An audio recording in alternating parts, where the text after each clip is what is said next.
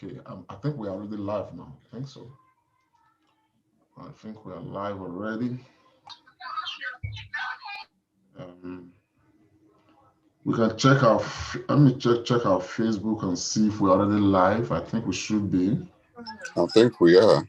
Yeah. Okay. I think we're live.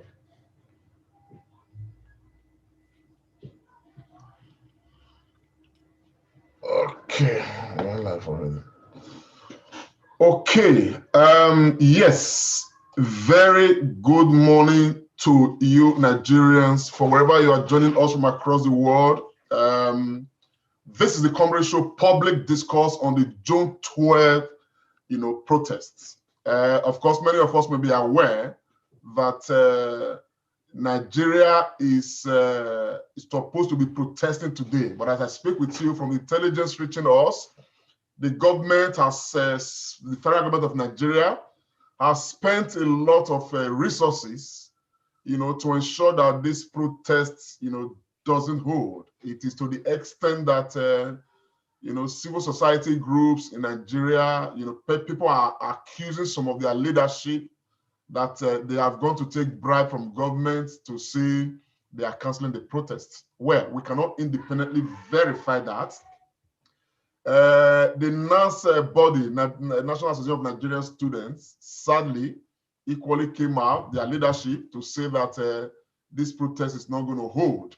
Of course, we equally have a report that they too, they've caved in, collected money from the authorities.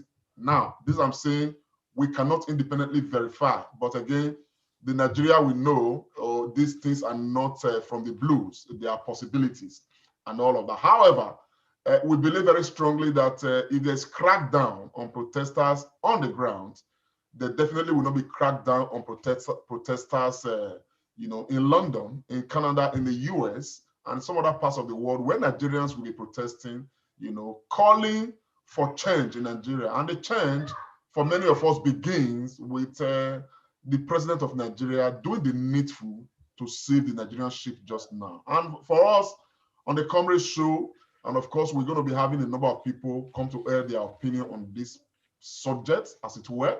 We're already here. Some of us are here. Some of us are going to join shortly. And as time goes on, we hope to join, different correspondents that we have, on ground.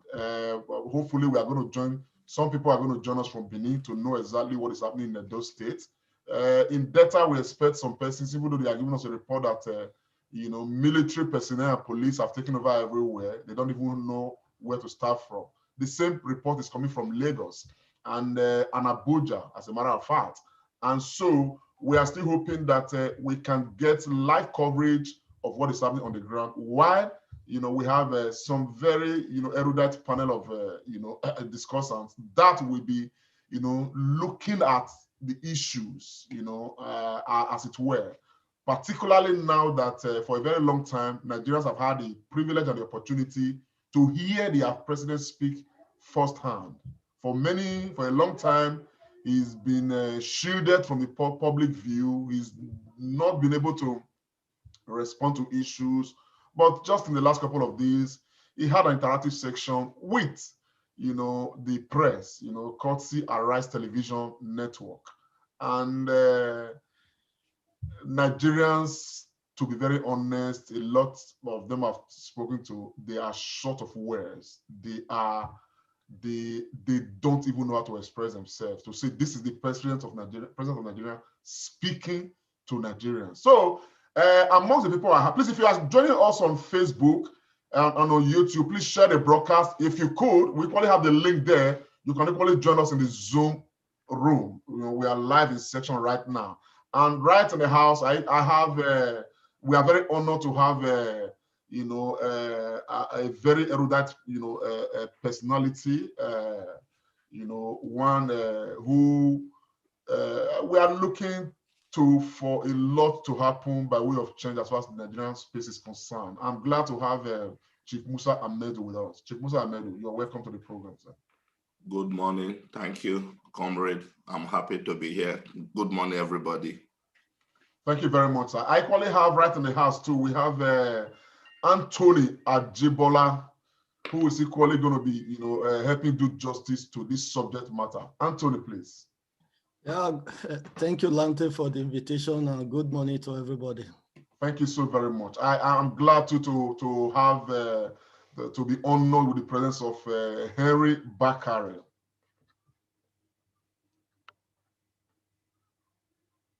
Henry, your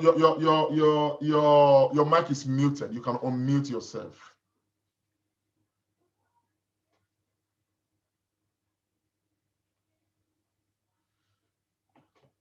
You can just unmute yourself, sir.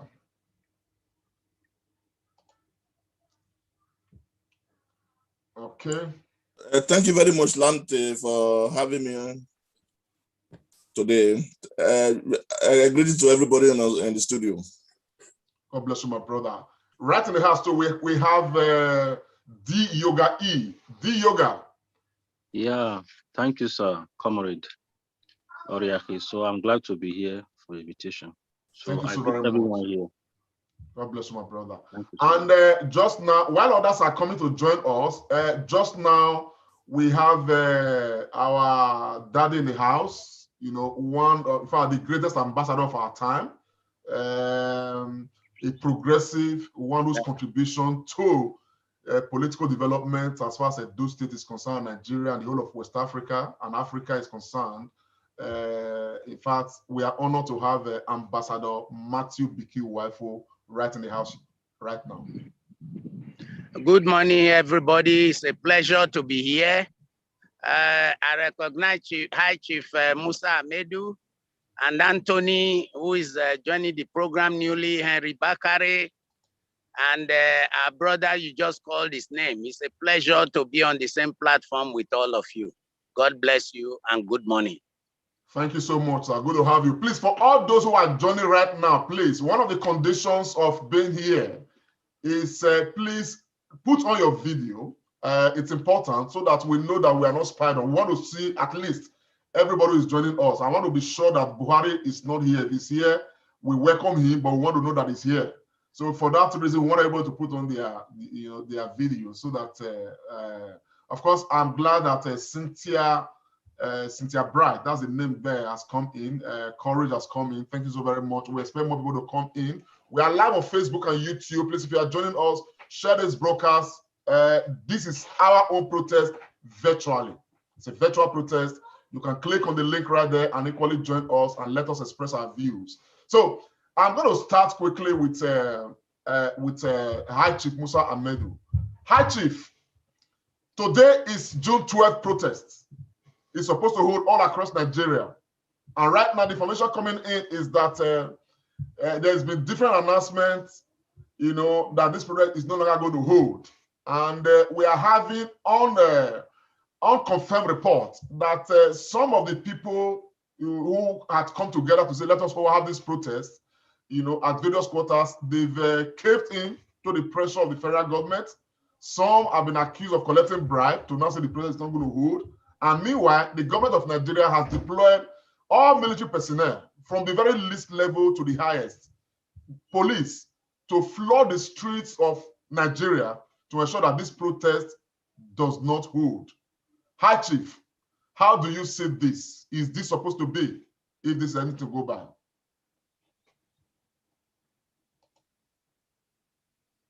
High Chief Musa Amedu, are you there, sir? Sorry, it is not true. This is not how it's supposed to be in the true old Nigeria traditional way of doing things. But don't forget, you have election just by the corner. So those who control those who would have been protesting, interests will be harmed. Then secondly, the Nigeria space is so wide politically now that it's really difficult to see somebody engaging with us in a honest manner. What I would have thought was that the June 12 would have been a golden opportunity for the federal government of Nigeria to re-engage with the Nigerian people to the point where they will now start seeing the possibility of some socio-political engineering. I listened to that interview. I think if you look at it, it looks like more of a father admonishing his children. You people are complaining I'm old. Do you know what I've seen in life? That was the format of the interview. Obagwena was asking patronizing questions. Number one, if I was the one in that panel, the first question I will ask is, Buhari, are you alive or you are dead? Are you the true Buhari? Then he will say yes. I say, okay, let's call a doctor to see if we can do DNA on you so that Nigerians will be convinced. Then if you believe that, the issue of shoot at sight is no longer fashionable, but you will forgive Buhari because his background is about that. But you see, in all this, coming to talk about June 12, we all knew how it started and ended, betrayal, counter betrayal. But today in Nigeria, the biggest threat to our own survival now, it is not hunger anymore, but maladministration. Nobody is coming out to say, this is what is wrong, this is what is right. The NAS, they don't have what it takes to carry out a protest, so they back out. I don't subscribe the federal government paying money because the mental state of the Nigerian people, money doesn't do any trick. Now, before today, you remember when they said, what do you call him? They said, what was that now? That Buhari is not ruling well. And you remember I told you on this platform that they only need to wait for another 2 years because they voted for him. So if he's not doing well, they should wait end of his tenure. They cannot take the decision. But as I speak to you in Nigeria, they are now putting their own framework in place to buy PVCs. So if you sell your PVC before election day, how do you now make Nigeria a better place? They look at the cryptocurrency. They're against it, but they want to start selling digital currency. Can't you see there is a problem? The June 12 should have been an opportunity to attune Nigerians and say, sorry, people, this is the year June 12, so year that you were wrongly suppressed. Nigerians are eventually suppressing themselves because Buhari tone suggests he wants to do something totally different. And I just think with time, the truth will come out. Thank you. Thank you very much, sir. That's quite incisive. Because this program is going to be leading with information, latest. I'm going to quickly, on the same subject matter, I want to quickly turn to Ambassador Matthew Bikiwafo. Ambassador, is this supposed to be the information we are getting already that the government is doing everything to ensure that this protest doesn't hold? Is it the right way to go? Well, first of all, I will start by saying that it is always good to take sides in any matter. Neutrality helps the oppressor, never the oppressed victims. Silence encourages the tormentor, never the tormented. That was a famous saying by Elie Wiesel, the Jewish activist. Now, I don't believe in being neutral. And Nigerians have reached such a state now that majority of them are neutral. They don't want to defend their beliefs. They don't want to fight for their beliefs. And they don't want to speak about their beliefs. They just hear anything in the contrary that would threaten their own self-interest, and they all run for cover. What I must say is this: I'm particularly disappointed that I listened to the news this morning, and I was particularly disappointed because, like Musa Amedu has said, this was a big opportunity for President Buhari to reconcile the nation. It was an opportunity, even that his interview, to make people understand where he is heading, because he seems to be heading for the Abbas.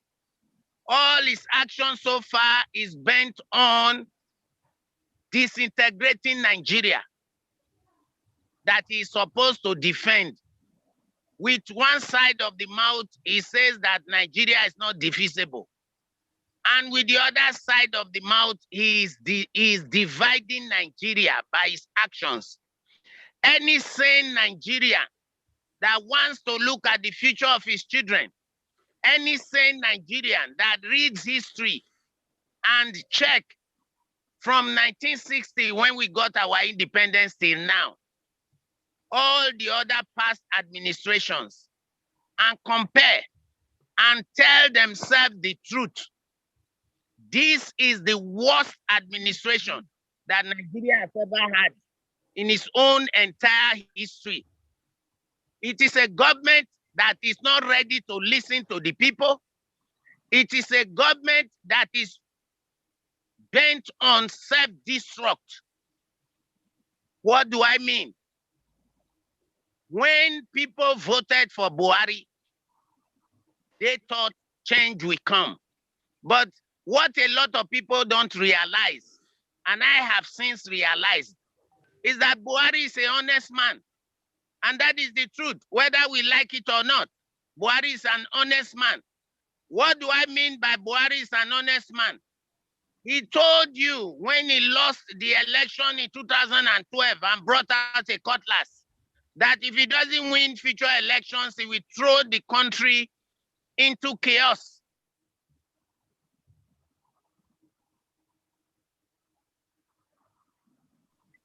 He told the nation that he was and that as far as Boko Haram should be treated with kid gloves, and he turned it into a religious matter. He told people that Muslims in the north plus Muslims in the southwest, where their population were more than the whole of Nigeria. And in the end, he told everybody that he would take care of those who voted for him first. These are facts on record. So now he's head of state. Now we voted for him. People never had time to really listen to what he was saying. All they just wanted was to execute their hatred for Jonathan. And that was it. This man, the present state we are in Nigeria, I'm not surprised, because the Buhari I know told everybody that we are going to be in this present state. So today, a big opportunity to reconcile us again has been lost. I will go on and give some other analysis as this discussion goes on. Thank you.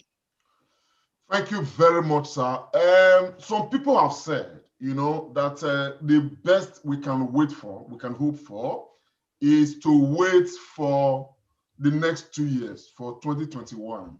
I mean, that's what I've argued, and I belong to that school of thought, that the next 2 years of this administration, if something drastic is not done now, the next 2 years, I believe strongly, is going to consume what we have seen in the last 6 years.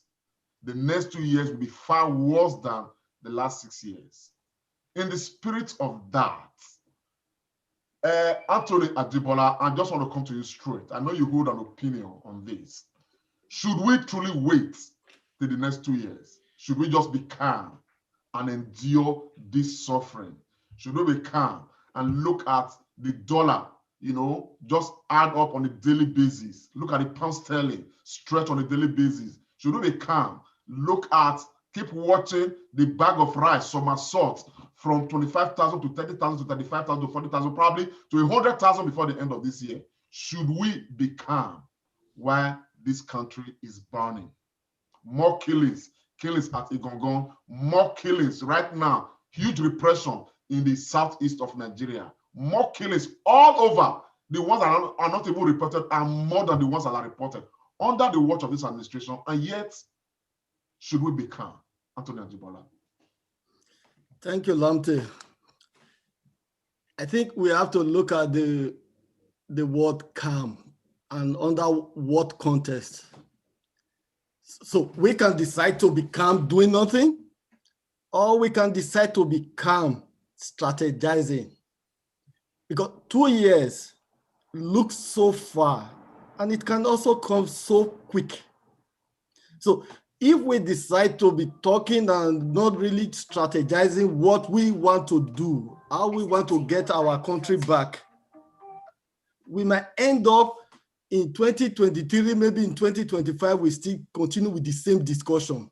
So for me, I can say we can be calm in a positive way, putting our heads together, reaching so many people, to understand the need for us to make that change, not the change of the APC, rather a change that will redirect our country into a positive direction. We have to keep on mounting the pressure on this government based on the situation we are facing, but it is not the kind of pressure that, because I've had some people kind of indirectly calling the military to come over.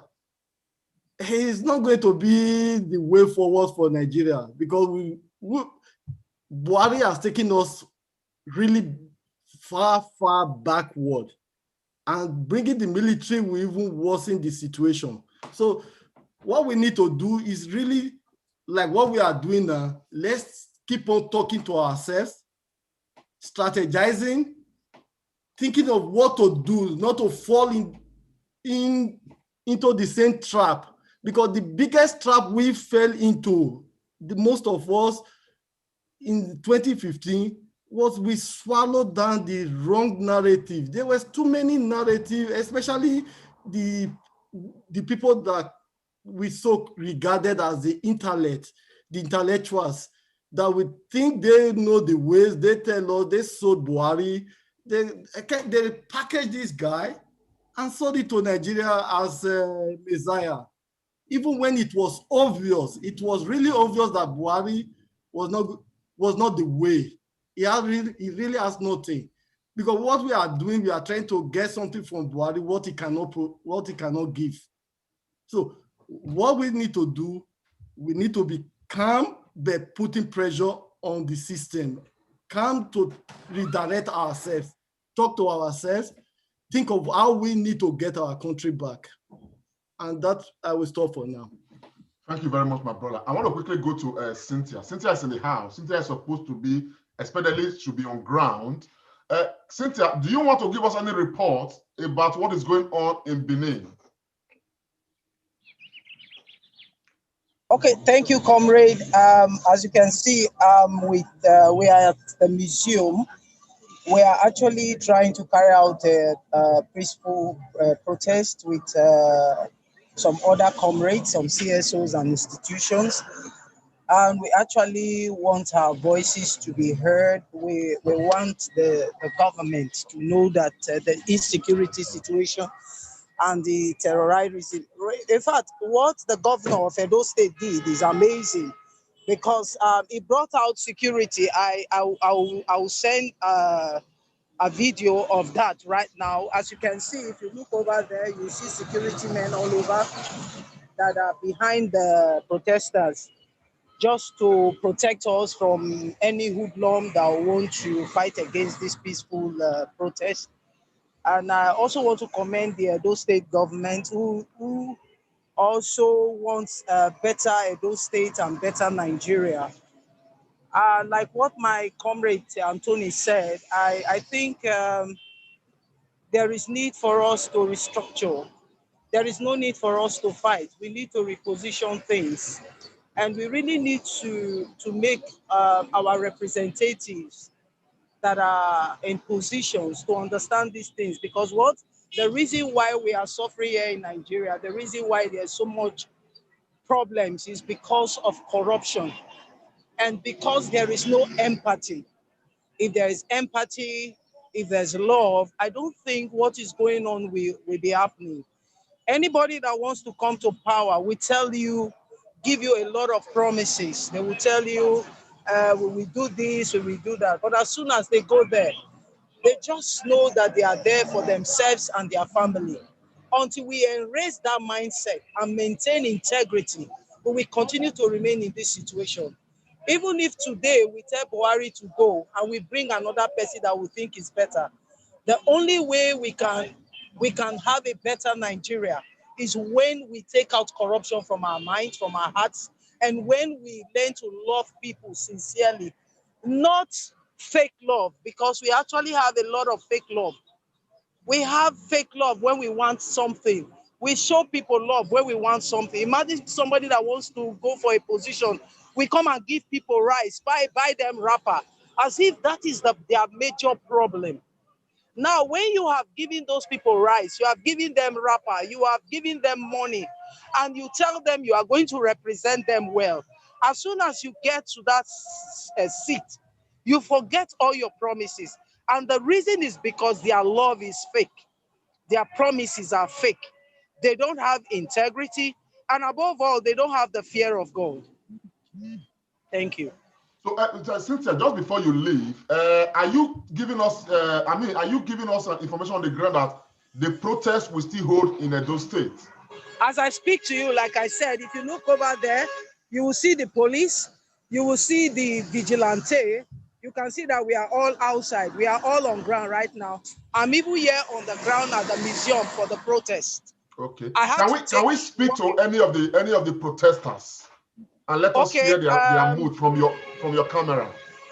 Okay, I am going to walk down there in a short while. Good morning, sir. That's one of the security personnel. Those are security personnel that the governor actually brought for us in case, yes, he deployed them to meet us here so that we can be safe. These are also security personnel that are out. Baby! Yes, this is one of the protesters. Hello, my friend. How are you? You are live on the Comrade Show, and yes, tell us what is happening there from your end, sir. We are here. We are protesting live in Benin City, Nigeria. As you can see, a lot of protesters. They are here with us. So today is June 12th. June 12th, as it were, is supposed to be a day where we will celebrate, where we will enjoy to celebrate the democracy which we are enjoying in Nigeria. But it is very unfortunate that we are here lamenting, we are here angry at the state of this country. Things are not working the way it's ought to be. There is killings everywhere. There is no local government autonomy. There is impunity by politicians. And that's the reason why we are out today, to end our grievances to the government. That the government needs to be alive to its responsibility. That is the situation we are seeing now. I'll go back to them, give other person. Thank you very much. Do we have Kola Edokpayi on the ground there? Can we speak to Kola Edokpayi?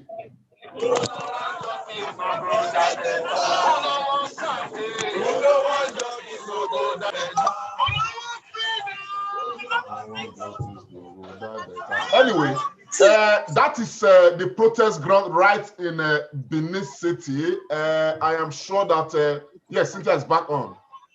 Hello, Cynthia, can we talk to Kola Edokpayi, another respondent, another protester? Okay, let us know exactly.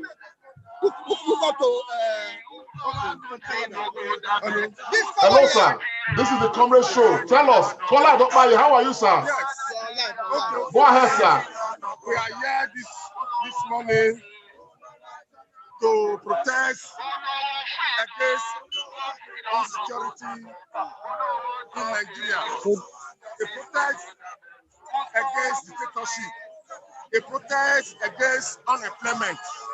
As you are fully aware that democracy is the government of the people, by the people, and for the people. And today, June 12th, is a significant day. It happens to be a democracy day.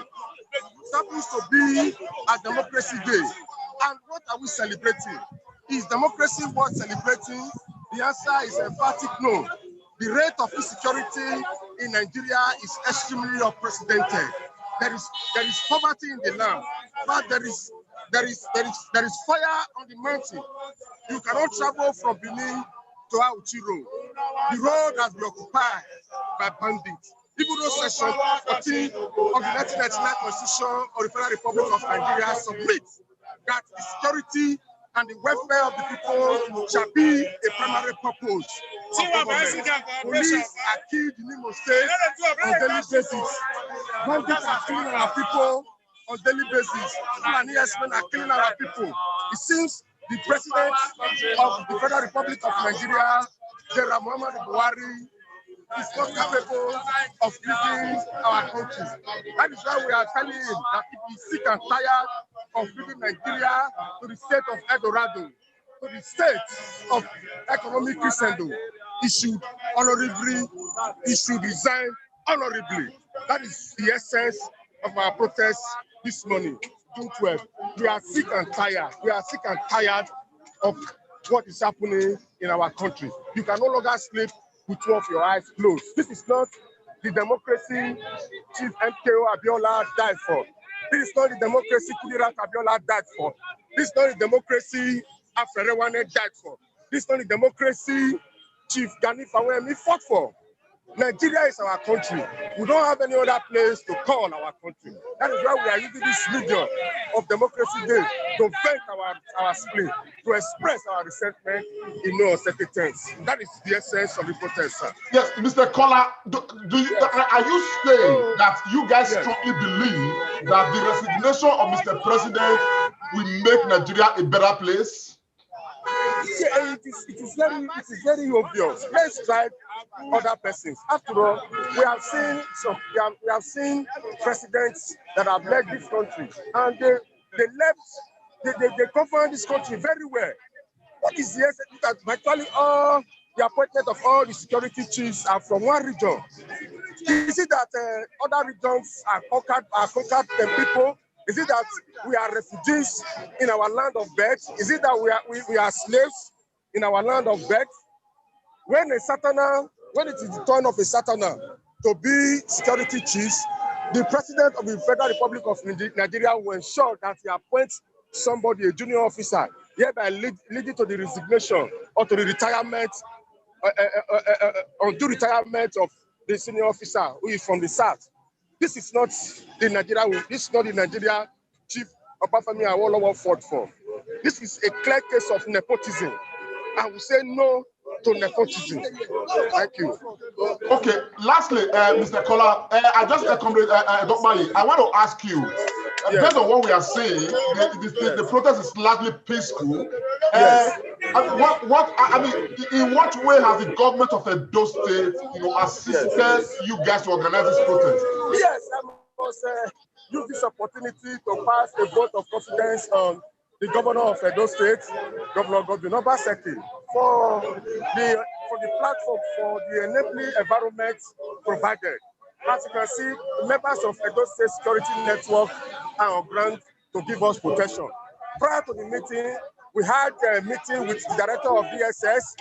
We met with the commissioner of police.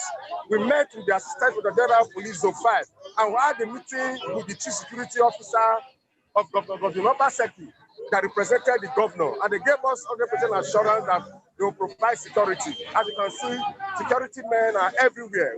It is largely peaceful. And we give that credit to Governor Godwin Obaseki. Thank you very much, my brother. I will get back to you guys much later in the day. Thank you so very much. Yes. We have the members of the Edo dynasty right there. So, my friend, can we see an overview of what the environment is like? Let us use your camera to see an overview of the environment. Okay, so can you see it? Yes. Can you see it now? Yes. This is an overview of the environment. There is high level of security here to protect us and to also resist any hoodlums that want to infiltrate the struggle, because our intention is a peaceful one. We are not destroying anything. We are not depriving any Nigerian citizens of freedom of movement. As you can see, the situation now.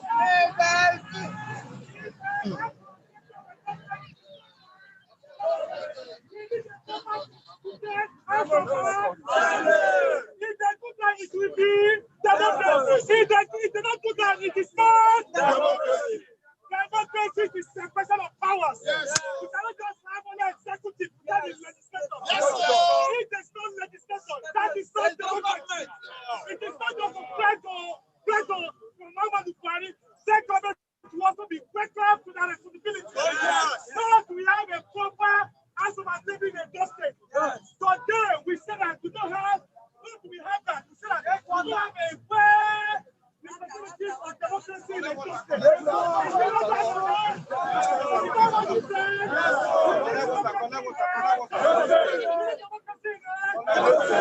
This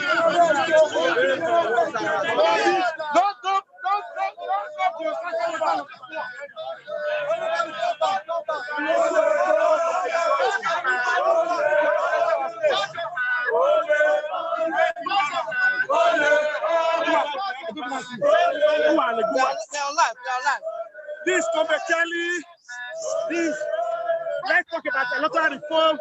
We are trying to tell our able governor,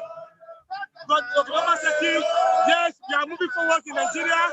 We are saying that if Buhari cannot give us the true defense of democracy, should resign honorably, pack his blood and go. Today, people are, irrespective of the intimidation, we are still well represented on the street. We are Nigerians. Nigeria belongs to all of us. Kudos to Edo Dynasty, Aeluna. Yes, as you can see, we are on ground. My name is Sule Godwin Uyi from the Edo Dynasty United Worldwide, and we are on ground to register our displeasure.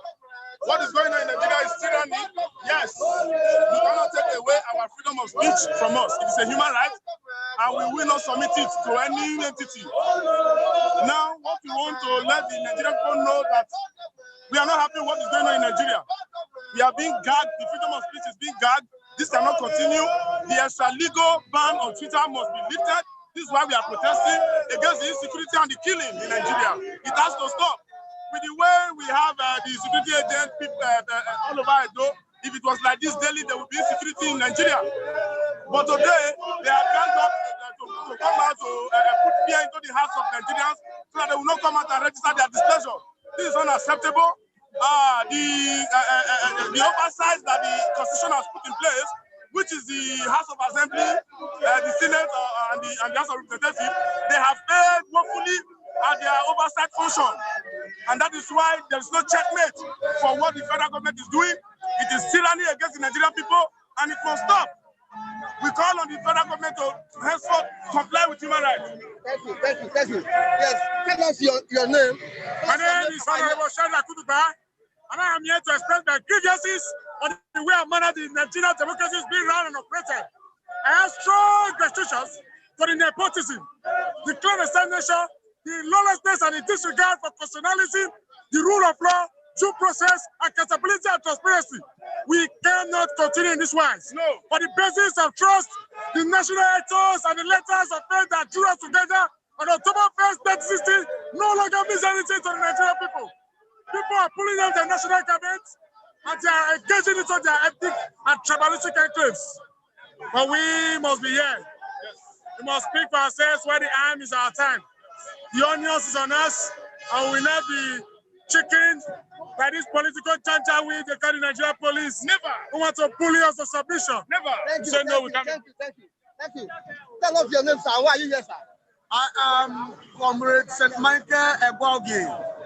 I am here to solidarize with my people. I am here to join the teamy youths who are agitating for a better life in Nigeria, in Edo State in particular. Today, it beats me hollow. It beats my imagination to find out that the number of the security personnel on ground outnumber the number of protesters.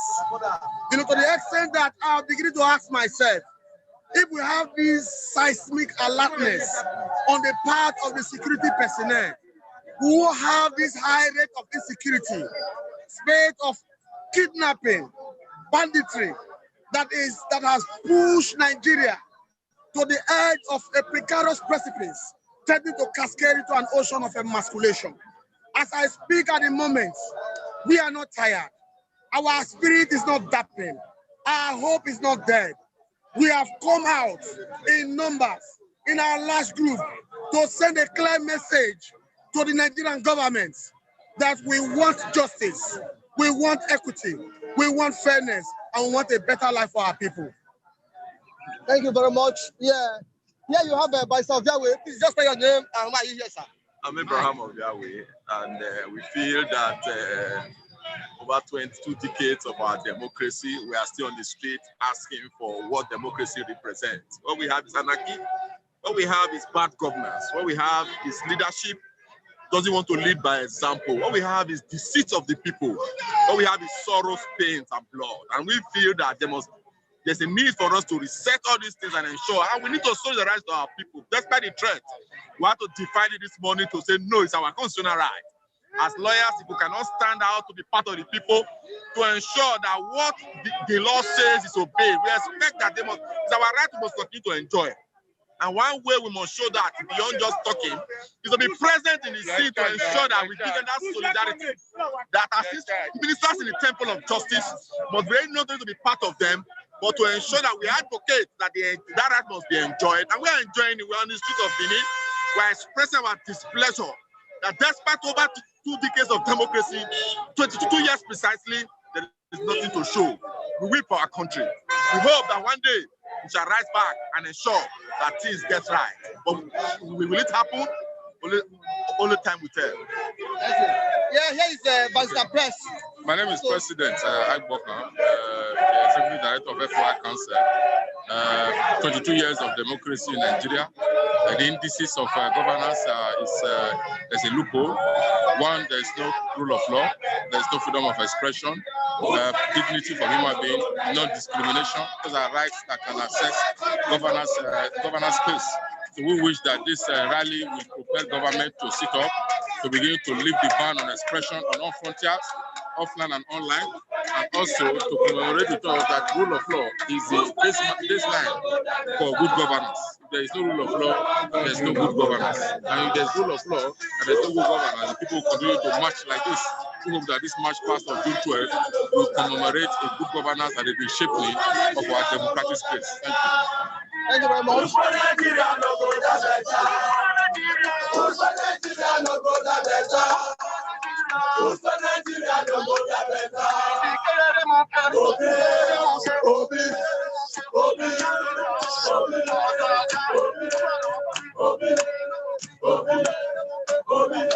Hello, are we still at the Comrade Show? Yes, you are on the Comrade Show. We are following. We are following. Okay. Just keep on. Keep interviewing people, sir. This Solomon Idiogbe. Solomon Idiogbe was one time youth council chairman. I think I know him. Tell us why he's here. I know him. Solomon, and he's also a member of Edo Dynasty United Worldwide. I salute you, my people. Democracy Day in Nigeria is a known day to everybody. It is so unfortunate that after 22 years, we are still in darkness.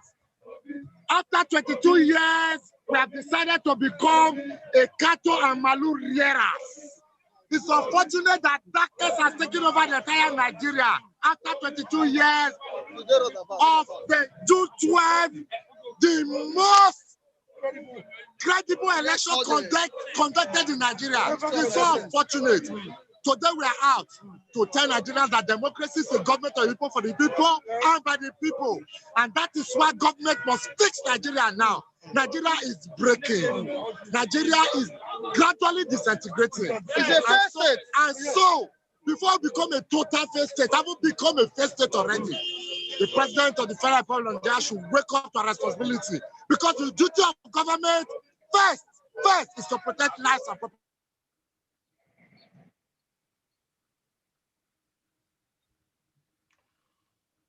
Okay, we may be having some technical glitch right there, but as soon as enough is enough. June 12 is Democracy Day. Protest is a right for Nigerian people, and that is why we are here and we are protesting peacefully. Thank you very much. Thank you very much. So thank you very much, my brother. Sister Cynthia, please stay close. We'll get back to you. That we are actually having a peaceful protest, but I want to commend I actually want. Are we together, comrades? Yes, we are together. We are together. I can hear you loud and clear, man. Yeah, so I actually wanted you to know that the protest is actually going on, and I also want to commend the Edo State Governor Lucky Obaseki, for his care and love for humanity, and for deploying all security agencies. But I think you actually meant to say Governor Obaseki and not Lucky. Osemige, Ege Osemige, who is the founder of Edo Dynasty, of whose authority we are here. for deeming it fit to join fellow Edo State citizens to protest for civil rights. And I think it's high time we do what is right. Absolutely. We cannot continue to be leaders who are mere talkers, who do not believe on their words, who do not put their words to action, but rather they just talk like empty gongs, sounding cymbals, who makes noise, but yet they cannot implement what they say. Enough of that. Thank you very much, Sister We will Cynthia. not give up. We will continue to raise our voices until our voices are heard. It's only when you give up in battle, they say no surrender, no retreat. Yes. When you retreat, it means you have surrendered. We will continue to raise our voices because I am an advocacy of peace, a practical one. We love peace. We want peace in Edo State. We want peace in Nigeria. Enough of all this terrorism. There is time for us to put things in place and restructure and reposition Nigeria. And the only way we can do that is when the leaders take on their responsibilities and do the right thing. Thank you. I've taken so much of your time today. No, it's all right. It's all right. Thank you so very much. We wanted to know what was going on in Edo State. Thank you so much for this privilege you have given to me. God bless you. We thank you, Cynthia. We thank you. We'll definitely get back to you. We just needed to, have that feel from Edo State. Meanwhile, I want to use this medium to express gratitude to members of the Edo dynasty, who are actively taking part in this particular, protest in Edo State. I want to come to Courage. Courage, your hand was raised earlier, your Zoom hand. I'm sure you had something to say. Courage, are you still there? Yeah, I'm there. Good morning. Can you hear me? Go ahead, sir. Let's hear you talk. Yeah, I love what Musa said, the first comment. He mentioned one very interesting word that nobody wants to speak the truth. And that is the problem of Nigeria. And I know you are a Benima. Benima will say, so I think, Mr. President, the people close to him is not telling Mr. President what is going on in Nigeria. For example, people cannot afford 3 square meals, which is very bad as a normal citizen. People are dying for hungry, insecurity everywhere. The question the federal government need to ask if the whole state in Nigeria is protesting. And I was watching BBC this morning when the police were asking the protester to leave with tear gas, and of which, for you to protest is a right according to the Constitution, even in Nigeria, right here in Europe. And then secondly is that he need to ask, why are they protesting? Just for one thing, insecurity. If you look back 5 years backward, the first tenure of Buhari, was there insecurity in the country like now? Without no doubt, the answer is no. So if he see that people are being killing, there is bandits, there is kidnapping, why are these people doing this thing? For example, if you go to the Northerners, it's the Muslims, the Fulanis, they are doing all this work. We know people that rear cattle, they don't carry AK-47. They go with cutlass and a wood. But today, it's very surprising for me to watch television to see Ansama with AK-47, to see magazine in their hand. Ask the question, why are you doing this thing? It's because of what? Hungry. Now the bandits have taken this medium to get money for the country. For example, if somebody does not have job, went to kidnap and he have 1 million, and the others saw it in the television, so they have to go and do it. It's because the country is really, really going down, comrade. Maybe you are in Italy or you are in Europe or in Africa. Like in January, I was in Nigeria. A fish was 500, Scubian fish. I was like, it's too much. How can you care for your family when you have 3 children, 4 children? But at now, fish is 8 or 1,000 naira. So you see that it's not easy to survive. So what the federal government need to do in Nigeria, he need to hold a general meeting. For example, Buhari is in Abuja. He don't know what is happening in Edo State. I'm from Edo State. He don't know what is happening in Lagos. He need to call all the governors in all the your states. Let's do a meeting. Tell me what is the problem in your states. All of them will bring ideas. And they need to tell the president, look, these people are dying. We put you there for you to make things easy for us. But nobody is saying it. For example, I was hearing in the House of Rep that they need to impeachment. Who is going to raise the motion? And nobody is going to raise the motion like, let's impeach the president, even though they have the power to do it. So nobody wants to speak the truth. Another thing that we advise Nigeria not to make, because like what you asked a question to Anthony, should Nigeria wait for 2 years? The question is, 2 years is still far, it's not tomorrow. People will still die, more things will still happen. So what Nigeria need to do, the bag of rice is increasing, tomatoes is increasing, cement is increasing, everything is going up. What you buy with 100 naira, tomorrow is 120. How can we bring it down? It's what they need to do. So the advice I will give to Nigeria in 2023 that everybody is waiting for, they should not make one mistake. The mistake is election. For example, the APC is ruling now. Tomorrow, the other party will come and tell you, no, if you put us as president, it will be better than the former APC. So sometimes then we made a mistake and put the other person. I love what Cynthia said, that people who are coming to power, they don't have fear of God. They don't have us as a citizen interest. Like I am going there to benefit. Like if you come to the Western world, if they appoint you in a position, you are not there to enrich your family. You are there for people to benefit. Like Abiola today, who make this June 12th to be a remarkable. If Abiola should come back to life, will he be happy? Corey, would you just round off your point in the next 60 seconds so we can take over? Okay. So what I want to say is that it's a good protest, but Nigerians, they need to wake up to make sure they vote in the rightful person next 2023. So I wish all Nigeria safe protests. Thank you, comrades. Thank you very much, my brother. I equally have in the house my big brother, Henry Bakari. Henry, there's protest in Benin. I'm sure you've been watching. Thank God. I'm trying to get a report from Lagos and Delta and possibly Abuja. What is your assessment so far? Henry Bakari, you can unmute yourself, sir.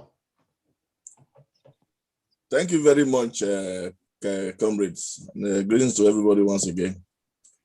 You see, when I watched the clip from Cynthia, in fact, I shed tears in my heart that Edo State is running something very special completely. You see, before today, I think 2 days ago, I was opportune to speak with one police officer in somewhere, I don't want to measure it now, for security purpose. He told me exactly what is happening in the state, that the governor, his plan is to crack down everybody in the states. To the extent that the university student in that state, he totally blocked them up with money. What state is that again, sir? Kogi State. Kogi State, okay. Kogi State, yeah. That he bribed the students with money, and the students are now locked down. And the few people that will be on the streets, he set up the police to make sure that nobody is able to move. So that is why you see the difference. Like it is democracy. In fact, anytime I look at it, it's a very big shame that it is now we are talking about democracy in Nigeria after very many years of independence. We still don't even know how to, cannot even define democracy. Those who can define democracy, they are just maybe few of us who are not even opportune to even come out to the platform to come out and defend it. And just like our sister said, Sister Cynthia, these people there, they are just there. They don't even have the fear of God. They don't even have the love of anybody, but for the interest, their personal interest.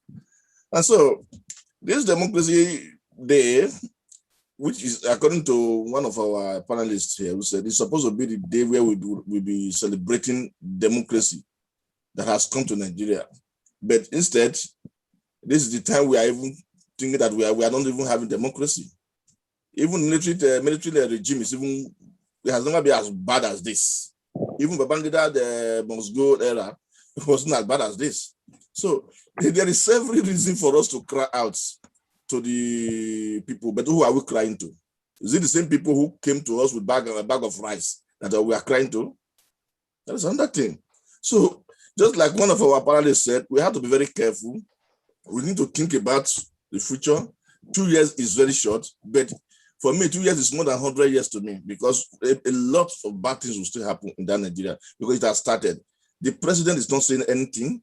And just like one panelist rightly said, is he aware of all these things? It's a good question. He may have even called for the governor to speak with them. The people who he sent might not deliver the message. So whatever they tell them outside is not exactly what they're going to tell the president. Or maybe the president himself has another agenda. I don't know. Maybe as we speak on, as we go on in this meeting, I think we begin to unveil a lot of things. Thank you very much. Just some information. I'm trying to get across our contact in Lagos and Abuja, but I mean, a report coming says that the protest in Abuja is tagged, Buhari must go. News coming from Lagos equally says that police is using tear gas to disperse protesters. They are not allowing them gather. So that is a point of information. Meanwhile, Peter Mike on Facebook is saying that on a point of correction, that a piece of fish is not 800 naira. He bought one 2,000 naira yesterday for a piece of fish, a single piece of fish for 2,000 naira. That is how far Nigeria has degenerated economically. Let me quickly go to Ambassador Matthew Biki Uwaifu. Kudos to the governor of Edo State as expressed by the protesters in Edo State, because the protest is holding and it's civil and it is peaceful. What do you have to say, sir? Well, being on the ground and being privy to some information about the security situation in Edo, this is what I've been telling everybody in the diaspora, that Edo is a pace setter as far as Nigeria is concerned right now. You have a government of the people in power and a government that learns from experience by listening to the people. If we still remember, during the NSAS, the protest was going on very well, and then certain elements in Abuja made inflammatory speeches, and then they started distributing money and hoodlums took over. So I think the governor of Edo State learned from that. And because of that, prior to this protest, meetings were held with the various civil society groups, so many groups in Edo State, even the students, and the government decided to deploy the full force of the vigilantes and the police, not to stop the protest, but to prevent hoodlums from taking over.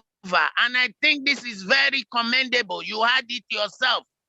Hoodlums have not been able to penetrate the protest.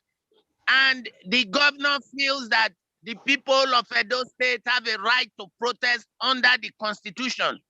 It's a human rights guarantee, both in the United Nations Human Rights Charter. You have a right to protest. And I think the governor has that in mind. But at the same time, we have to make sure, you see, when there is a change in mindset, it's as effective as legislation.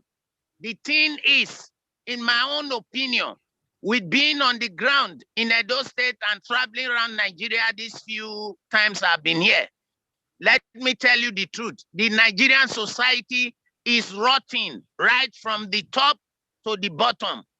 If you remove Buhari, the next people coming, we guarantee that they will not be worse than Buhari. So we need a mindset. And like one of the speakers said, we need to strategize. We need to make sure that when propaganda comes, like the one that came to say change, we are able to counteract it in the mind of the people and make them make the right choice. I think that is the major thing before us. So Edo State is calm. Security-wise, it is calm. And to talk about the question of fish, I must tell you people the truth. Like Edo State here, Everything is unionized. Everything. The unions are taking over. And most of these unions are being run by people outside of the state. So if you go to the market, for example, you buy a tin of tomato, 150 from a shop, and the union has put it that it is now 250. If any shop sells to you for 150, the union will go there, beat up the owner of the shop and close the shop down. So people don't even have right now to determine the price they are going to sell. So our main thing in Edo State, why prices are going up on a daily basis, is because of the unions. I went to Akwa Ibom State. Why cement was selling 4,000, 4,200 in Edo State. Akwa Ibom State, it was 2,850 to 3,200. And so also other things. I went to Ondo State, Ekiti State. A bag of rice in Ekiti State is 17,000. But in Edo State, it's going for nearly 30,000. Why? Because in Ekiti State, there are no unions. There are no unions. The government does not allow it. If you want to bring question of union dictating how people should sell their goods, the government just pick up the leaders. That is not allowed. It's free. Democracy also means people are free to determine the price of their goods. But in Edo State, that is not there. So I would say kudos to the governor of Edo State. And I would say kudos to the protesters too that we found on the platform just now. And kudos to Edo Dynasty worldwide because they are here on ground. Kudos to them. It's not just about Europe, it's about here. Most of them are here on the ground protesting about this. So they are walking the talk. And I think what we need to do is walk the talk and at the same time strategize. 2023, you sleep, you wake up, 2023 is here. But have you planned? Have you strategized? I think that's the way to go. Thank you. Thank you very much. Your Excellency, just to add, I probably think that it would be right, since you have made the observations that unions in Edo State are driving market prices in a direction that is not helpful to the common man.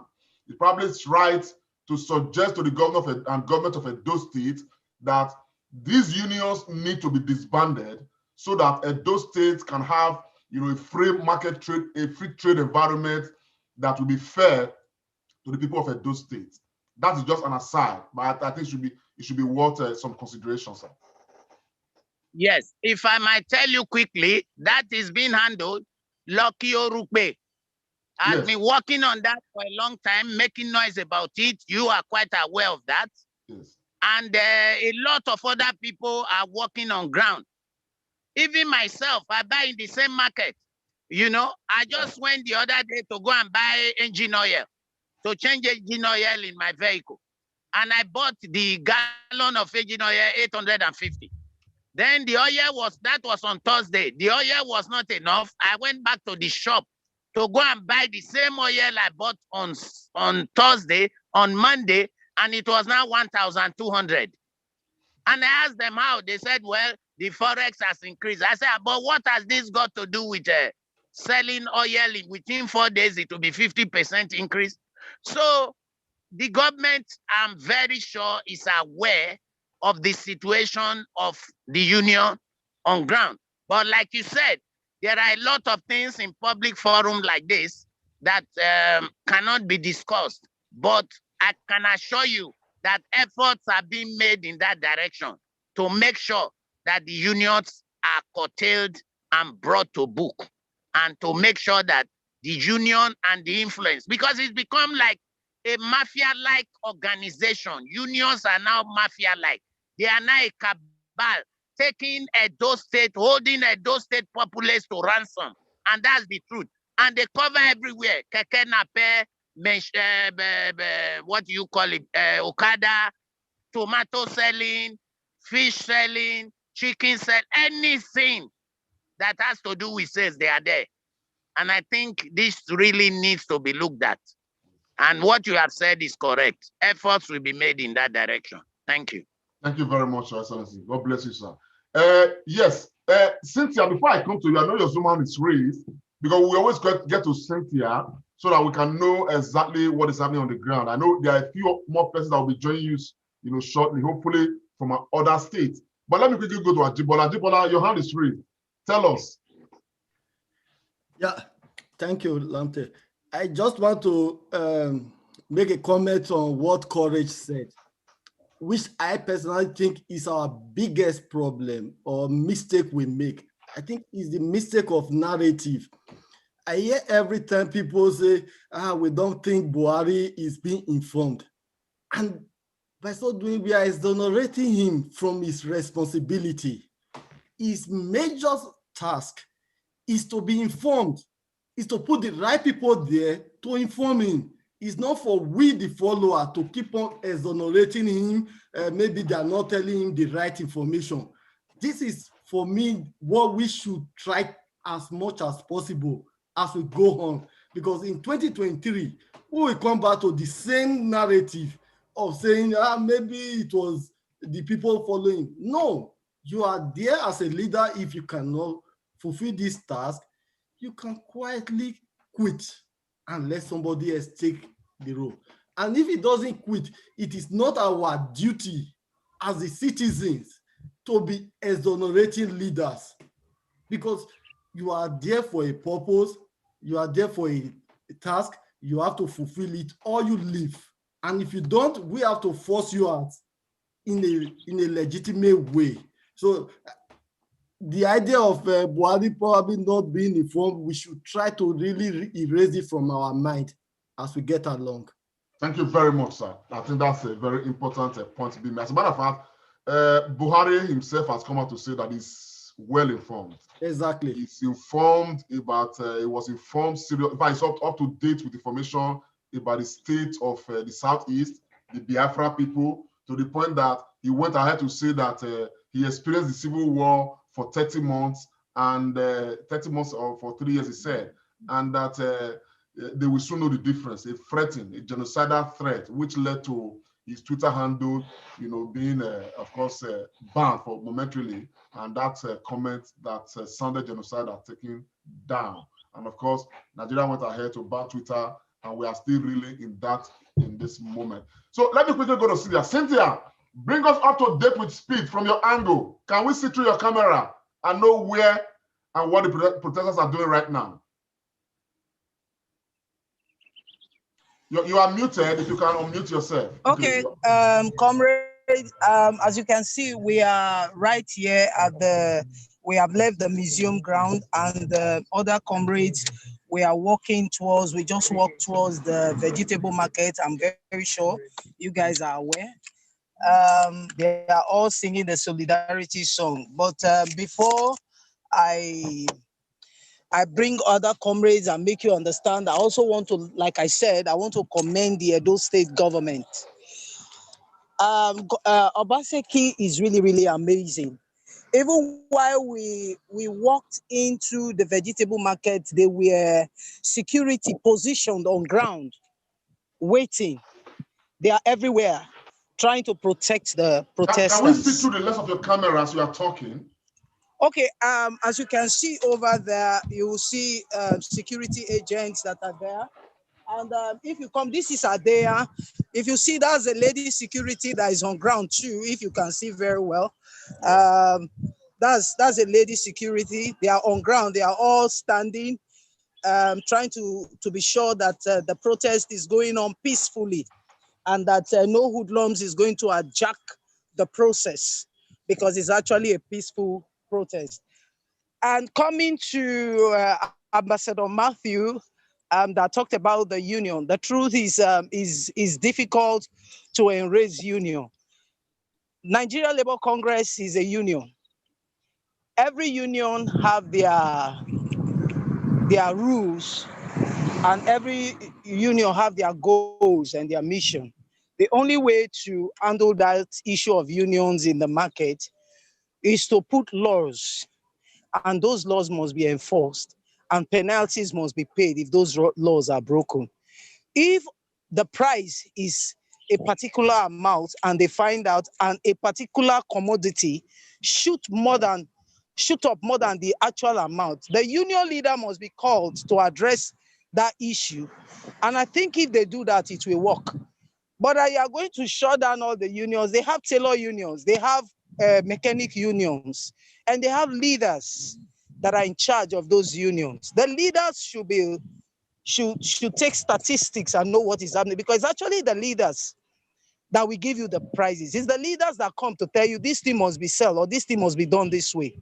So if the leaders are held responsible to take up their civil responsibility and do what is right, I think it will go down to their subordinates, those that they are leading. But in a case where you say you want to ban the union, you want to do this, the reason most of them have those groups is because in case there's anything, they have somewhere to run to. They have a platform. Unionism is like a platform. It's like a family platform where if you have an issue,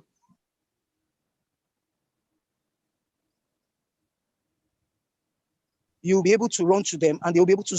But I think the Edo state government can work with the leaders and tell them to do what is right.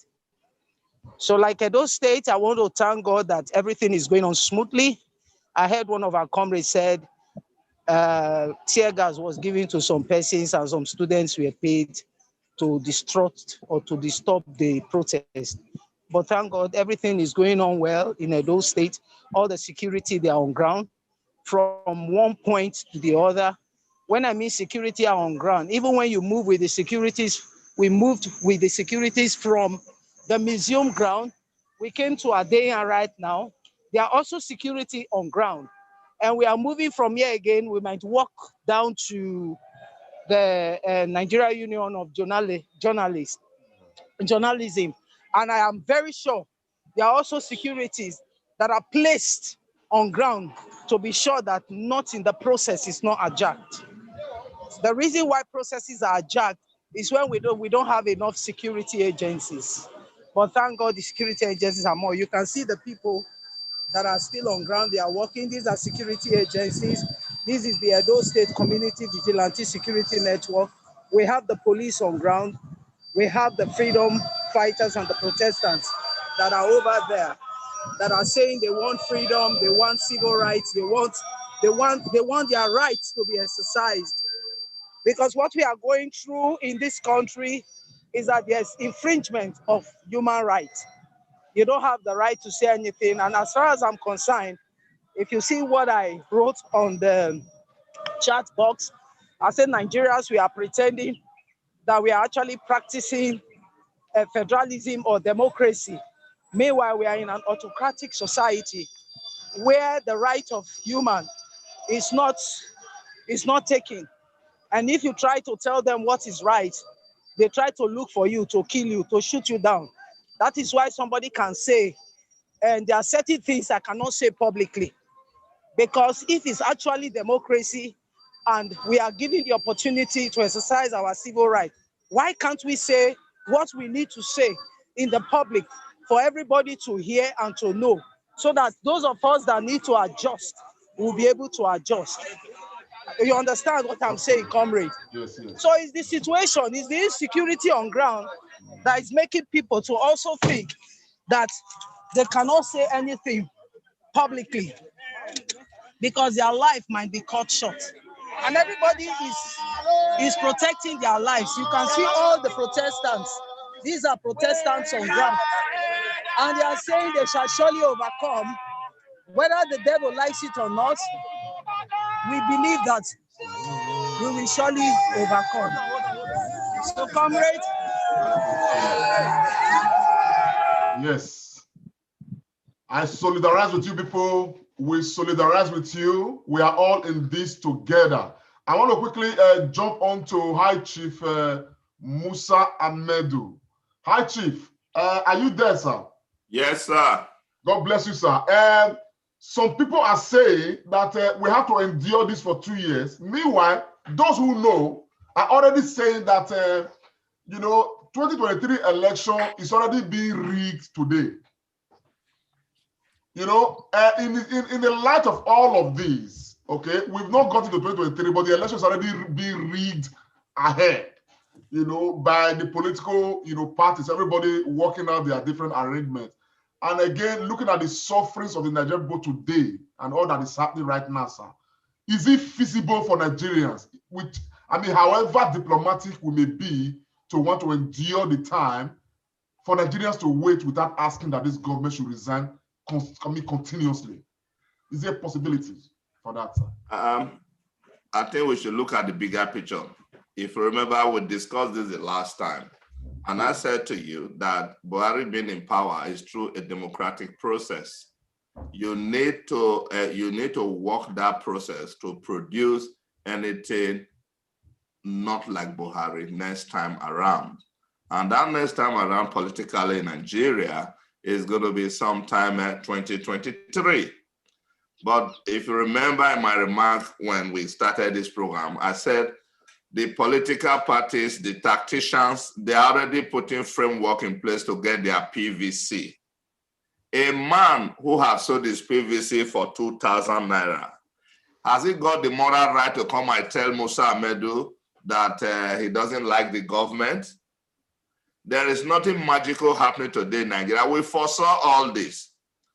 Those people who voted for Buhari out of one, you don't need malice in politics. You read the tempo, you read the template very well. And that creates the basis of you taking a decision. Nigerians, in my own opinion, are new to democracy.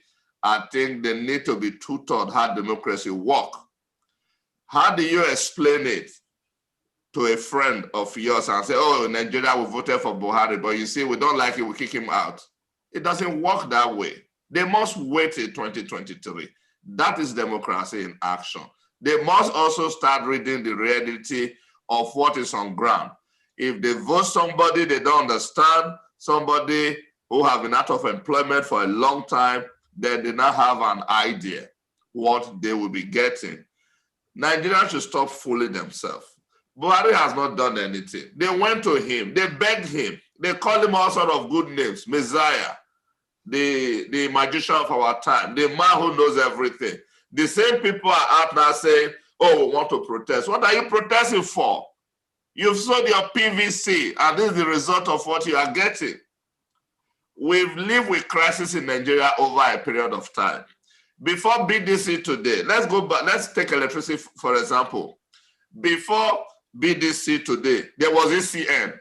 When it was ECN in Nigeria, light was there 24/7 from Ologbo to Isha. There was water. What happened? That's the same thing you are experiencing today. Nigerians should look at the bigger picture. They should apologize to everybody, not to any other person, that they are mentally lazy in reading the handwriting. In politics, if it's not good, I'm a Labour in the UK. I'm a Labour Party person. Labour power. Last election, we knew they were not going to win. Why? Because policy failures not well articulated will result to a certain kind of thing. If you remove Buhari now, tomorrow you bring in a new person. What is the guarantee that the same thing will not happen? I think people should just stop being bad losers. What they should do is to be honest with themselves and do the right thing. How do you explain it? 3/4 of those who went to university have no job. The prospect is not there. The next thing, Buhari, what has he done? I have difficulty trying to see what he has done. Look at the last interview he gave. That was the vintage Buhari. He does not owe you an apology. He did not come to you for a job. You went to him. He's giving you what he has. What is difficult in waiting for 2023? The process of producing people should be refined. Look at Edo State, what happened. For the first time, you saw how diasporas changed the dynamics. After waiting for so long, the opportunity came. Look at people like Ambassador Matthew, spending his own money to enlighten us, spending his own money to see how the equation can be changed. I think we should stop calling Buhari names, face that reality that Buhari is in power, he'll be there till 2023, and let's drop the ethnic issue. If he appoints all Hausa to become cabinet member, it's because he has the power. If our own is there, what will they do? So what I'm trying to say, gentlemen, is all said and done, protest or no protest, what will happen next. Nigeria will just move on. We should just start doing our bit. And I think it's a sound message to we in Edo State that as we finish election, His Excellency and his team are putting things in place, working. You can see nobody shouting again in Edo State. We don't know what's happening. We don't know what's happening. If he had come out that time to say, listen, I'm in court, I don't know how it will go. Please give me time. They will say, maybe because he rigged it. But the truth is that now, nobody is saying anything. Security issue, look at it. If everybody behave like Ambassador Matthew Uwaifo, don't you think the Nigeria we are talking about will be different? Now, before we have less educated Nigerians, it was good. Now you have the average home in Nigeria now have 4 or 5 graduates, no job. So what is the cause of that? All I'm saying is let's refine our democratic culture and move on from there. Buhari removing him is not democratically possible. It will just, okay, if you call for protest today to remove Buhari, go and check who will come out. Nobody will come out. I won't allow my children to come out because it's none of their business. If you don't have PVC to vote, you cannot do anything politically. And I think they should stop selling their PVC and start questioning the policies on ground. Thank you. Thank you very much, sir. I think that's very incisive. That's really, really very incisive to determine, how the process is going to go. Well, this is an opinion by Chief Musa Ahmedu. Comrade Anye, do you want to give us an up-to-date report with what is happening on the ground? I know you are right there in Benin on the ground. Go ahead, sir. Yeah. Yes, they are way ahead of me. I am trying to catch up with them. They took through Saple Road, through Airport Road, via vegetable market. They are just in front of me now. I'm about catching up with them. We are moving to the government house. We are heading to the government house. From where we will go to the NUJ Secretariat to press home our demands. Okay, sir. As soon as you catch up with them, please give us a bit so that we can, you can bring us up to date with speed from your own angle. I'm glad that Cynthia has been doing the job very well. We'll be hearing from her very well. Yes, Ambassador Matthew Biki wants to say something, I'm sure, in response to what Chief Musa Ahmed said. Ambassador, sir, you have the microphone. You have the floor, sir.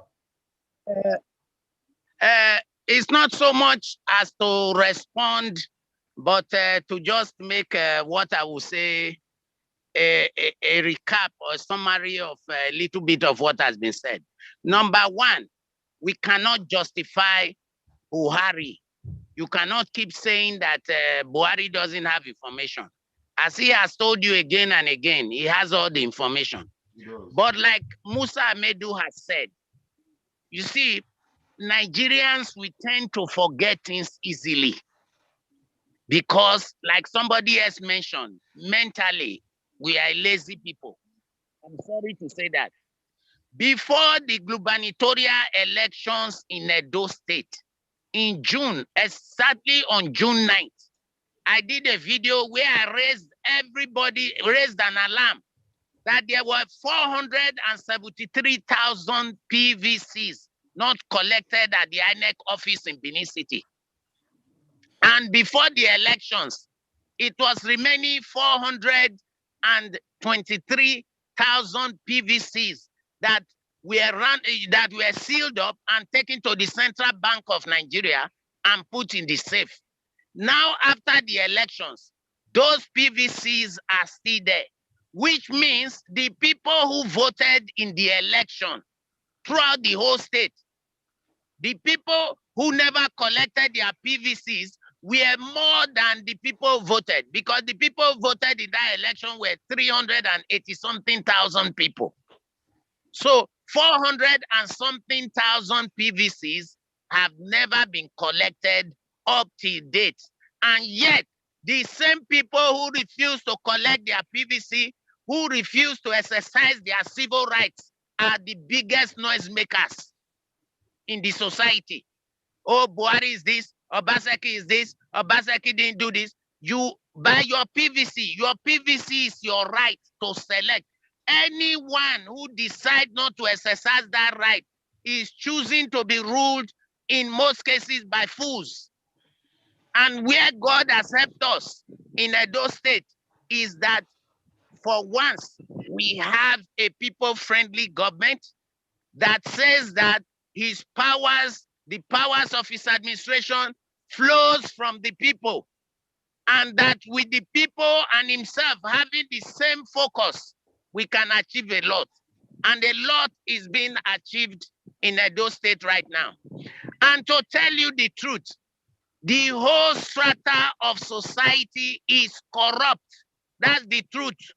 Everywhere that I've reached, there are a lot of projects I'm doing in Edo State. Up to the bricklayer, to the block molder, you have to shine your eyes. Everybody is thinking of cutting corners.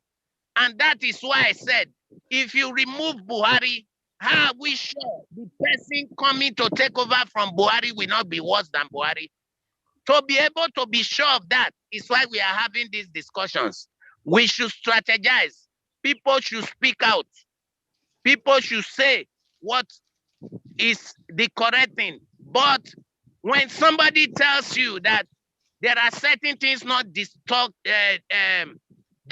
in public, I just give you an example. Obama, during his regime, went after Osama bin Laden. Nobody heard of it. Just one day, Obama got up and said, last night, Osama bin Laden was killed in northern Pakistan. Then the whole world woke up. There are certain issues when it's being done cannot be put in the public domain. That is why there is something called Official Secrets Act. It's not everything you see, except if you are not in the civil service or you are not really in diplomacy. You will know that it's not everything you see that you talk about in public. Why? One, it helps to prevent, to preserve and prevent certain things happening to the public. Like, for example, it's not everybody who can take news. Some people are hypertensive. Some people have high blood pressure. Some people... Ambassador, sorry, I want to interject. I want to quickly take our camera to Comrade Amedi Omegi, who is on the ground, so that we can just get some live update. Then I'll come back to you to round up with your point. Comrade, I can see you are showing us some video there, some footage. Yes, let's see. Can you put on your audio, please? You are muted.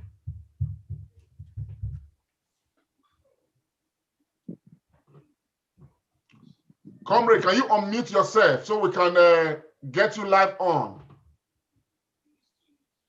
No, government to fix Nigeria. We have other countries in Nigeria. Hey! Comrade, are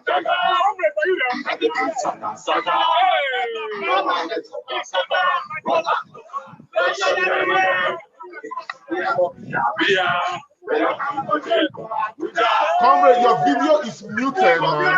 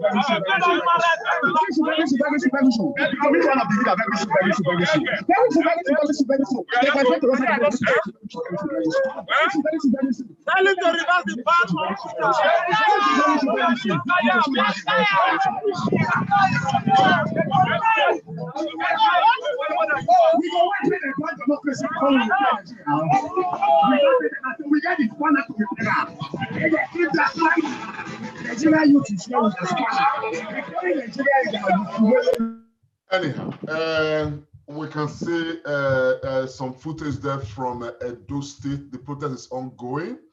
And of course, I know that the comrade's phone is equally being plagued by network issues. So let's quickly just get back to His Excellency Ambassador Mato Biki Wafo. Ambassador, sir, over to you. Just a minute, please. Okay, what I was saying is this. The people we are fighting for, I see a lot of civil rights organization members putting themselves on the firing line. I'm here.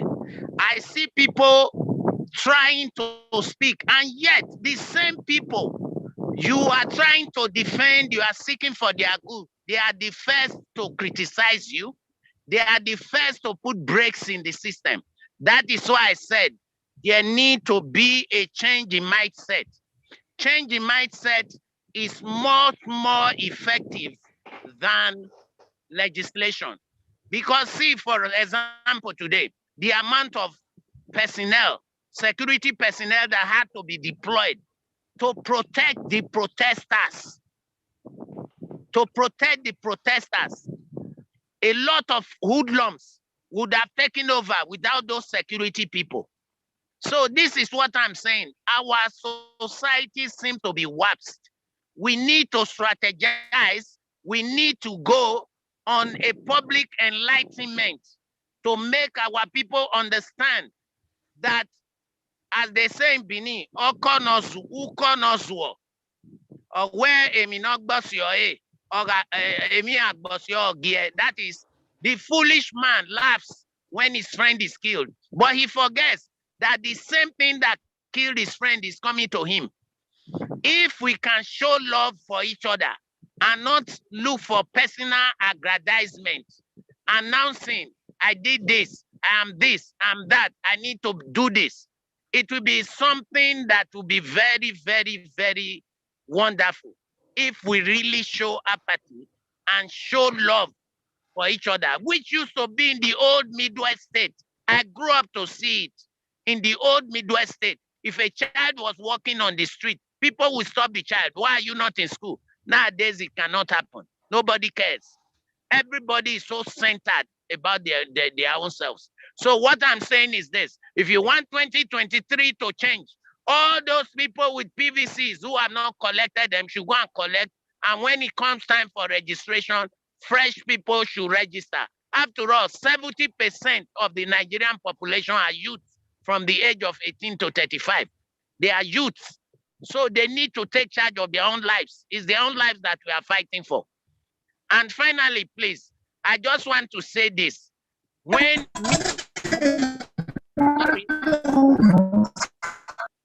sorry, I don't say anything without facts.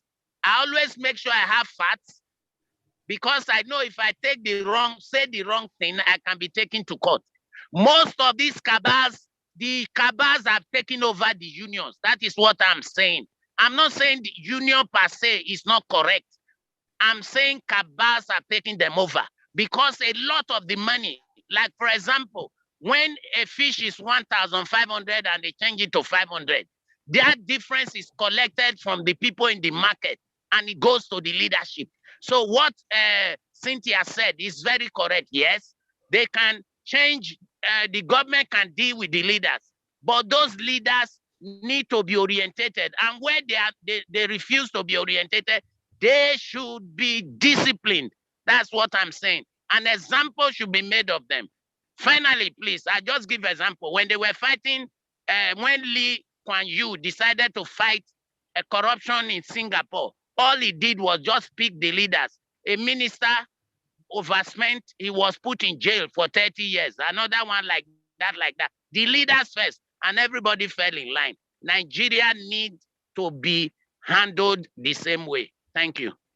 Thank you very much, sir. Efe Bevi, I know you are live there on the protest ground. Dr. Ron.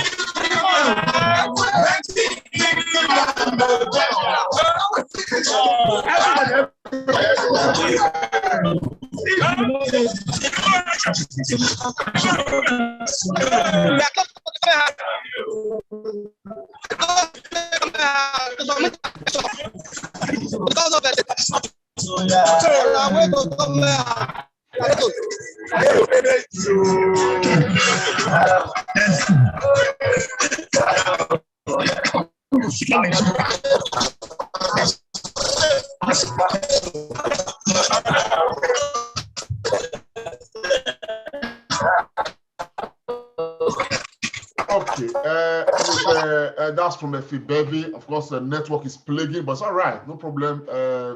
Just to let everybody know that Edo State is, is holding up. The protest is still very much alive, and from what we can observe from this angle, it's been largely peaceful. And like we hear, security, is hugely provided to ensure that hoodlums don't take advantage of the protest and, of course, begin to set, things on the wrong path.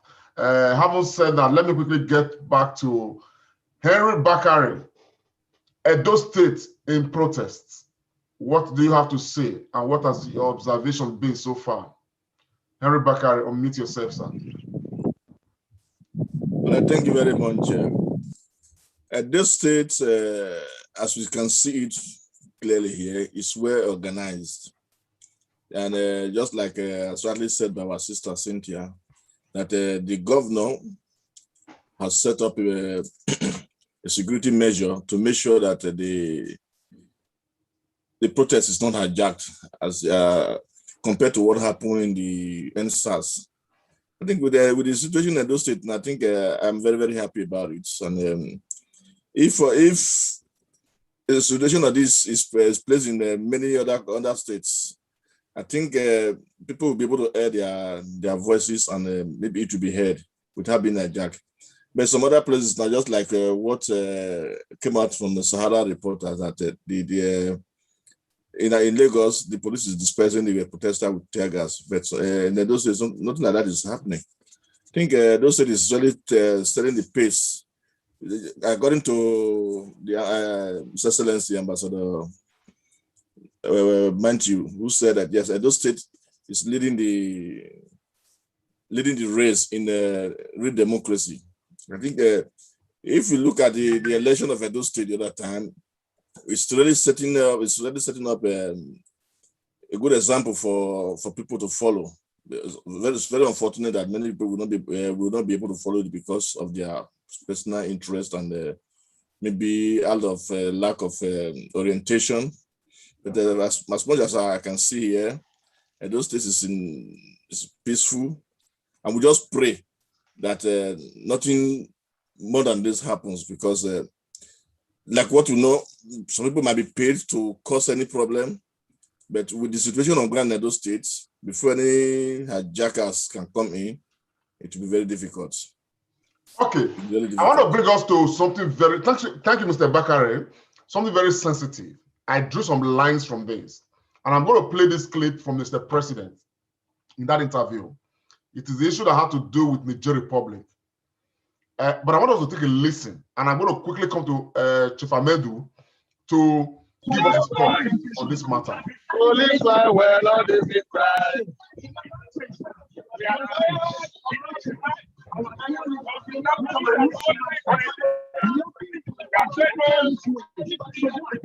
Well, not in how we go to survive. I was on infrastructure. What I've done quite a bit on the infrastructure, but there is also something about infrastructure that is surprising to many Nigerians. You are carrying a lot of this infrastructure to Niger Republic. Road, rail, people are wondering what is the attraction of Niger Republic? Why is there obsession by the Buhari administration towards Niger Republic? How many neighbors do you have? Both of individual and the national rule. You have to cultivate your neighbor. If you don't, you are in trouble. If you could recall when I came, I went to Chad, I went to Niger, I went to the Cameroon. Look at what happened with Boko Haram. If we are not in the good relationship with Niger and Chad and Cameroon, Boko Haram would have done worse things to us than this. And you say I'm carrying to Niger. I told you the border between us and Niger is 1,500 kilometers. And in Niger,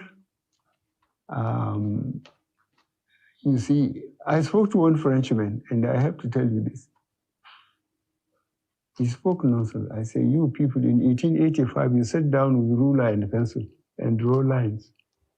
I say, I have first cousins in Niger. There are Kanuris, there are Hausas, there are Fulanis in Niger Republic. Just as there are Yorubas in Benin, Republic, and so on. You can't absolutely cut them off. I spoke to one Frenchman and I told him, you just sat down and you drew a line, indicating that they drew a line between Nigeria and Niger Republic. And he says, I have first cousins in Niger Republic. There are Hausas, there are Fulanis, there are Kanuris, just like there are Yorubas in Edo State. Chief Musa Ahmedu, there's been this accusation that this president is not from Nigeria, but from the Niger Republic. And under this administration, almost half of the budget on infrastructure is being targeted at Niger Republic. We are taking our railway lines to Niger Republic. We are taking roads to Niger Republic. And just recently, somebody believed to be sponsored by the government introduced a bill to the House of Representatives asking that Nigeria's name should be changed from Nigeria to, United African Republic. And now, this president is saying that insinuating that the line they drew to divide Nigeria and Niger Republic is wrong because he has first cousins in Niger Republic. And by extension, he is telling us that the reason why he's putting infrastructures in Nigeria, infrastructure in Niger Republic with Nigerian money is because he has families in Niger Republic. Meanwhile, he had said that we need to draw our neighbors close. All of these things is spending and is trying to spend even more in Niger Republic. There is none that is going to be spent in the same wise in Chad Republic. Neither are they going to equally do the same in Cameroon? Countries he made reference to that our neighbors. Sir, multiple questions. Is this president truly from Niger Republic? 2, is it not likely that tomorrow they want to amalgamate Niger Republic and Nigeria? That is why they have tested the depth of the waters by asking that the name Nigeria should be changed from United African Republic. Where do we stand, Chief Musa Ahmedu? I think if you look at it, you'll be full of sympathy for Buhari because he does not understand what neighborliness means. It does not mean you will use our resources to go and develop another country.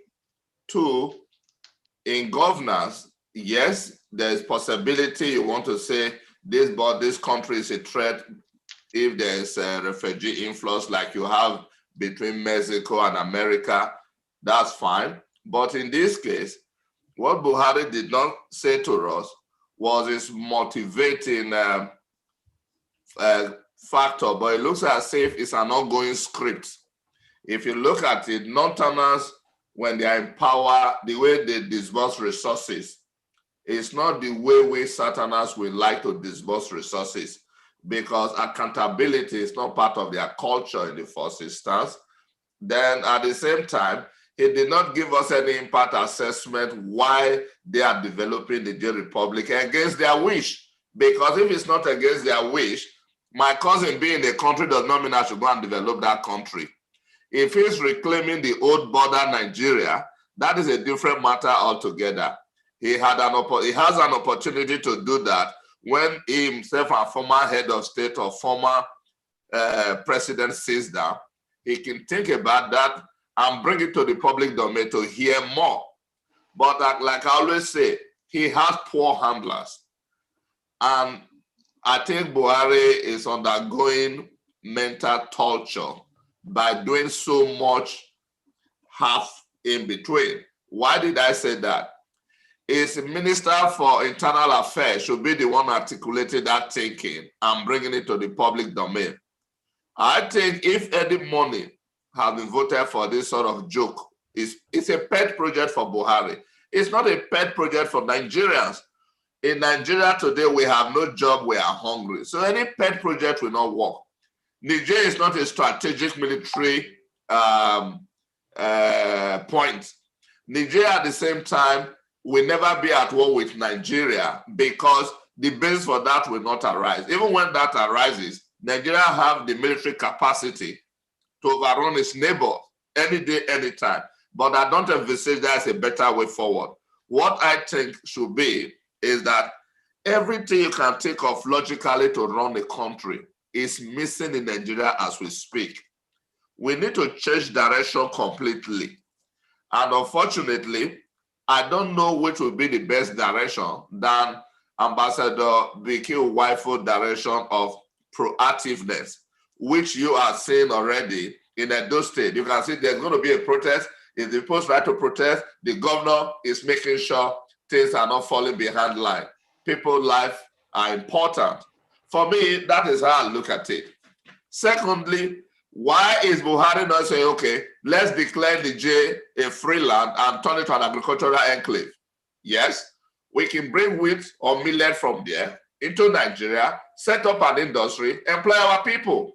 Or Buhari should also think of employment volunteer committee that will send Nigerians to Niger to go and work and bring money back home. Can you see the problem? Now, Nigeria have too much bilateral agreements they have not read after the date of signing those agreements. If you implement that sort of stuff, having in the same foreign affairs or Ministry of Justice, you have a situation where you have to think, what is the benefit? If you remember not too long ago, Nigeria Airways, British Airways. We are live at Government House. We are live at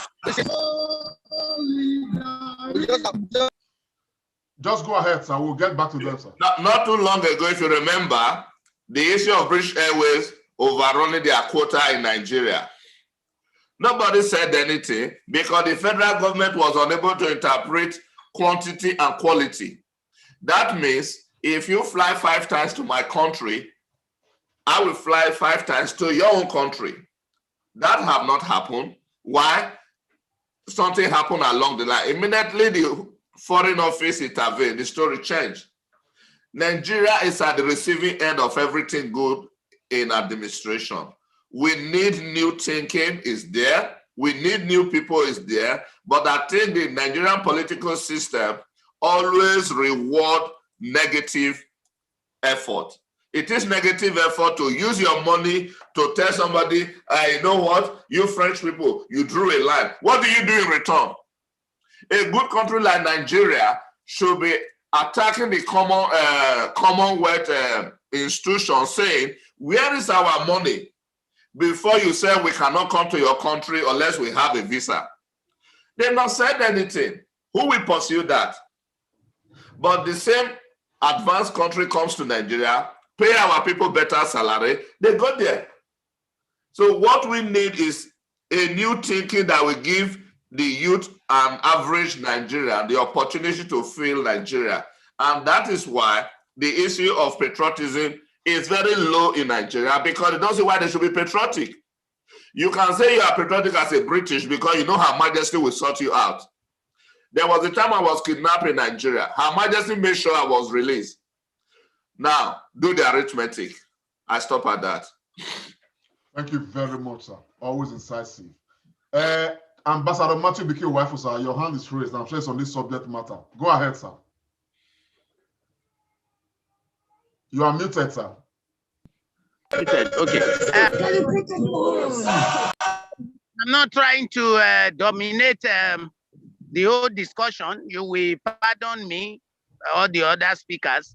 I just wanted to talk quickly on Buhari and Niger Republic, because there are certain things that people don't seem to understand. I happen to know Buhari from 1982, and it's still the same Buhari that is in Abuja, I must tell you. But a different Buhari now, whose mindset is completely different. For example, let me just say it on this platform. Buhari's father is not a Nigerian. Buhari's father is from Maradi in Niger Republic. And Daura to Maradi is less than 100 kilometers. That is Daura in Katsina. Is less than 100 kilometers and less than 58 kilometers from the border with Niger.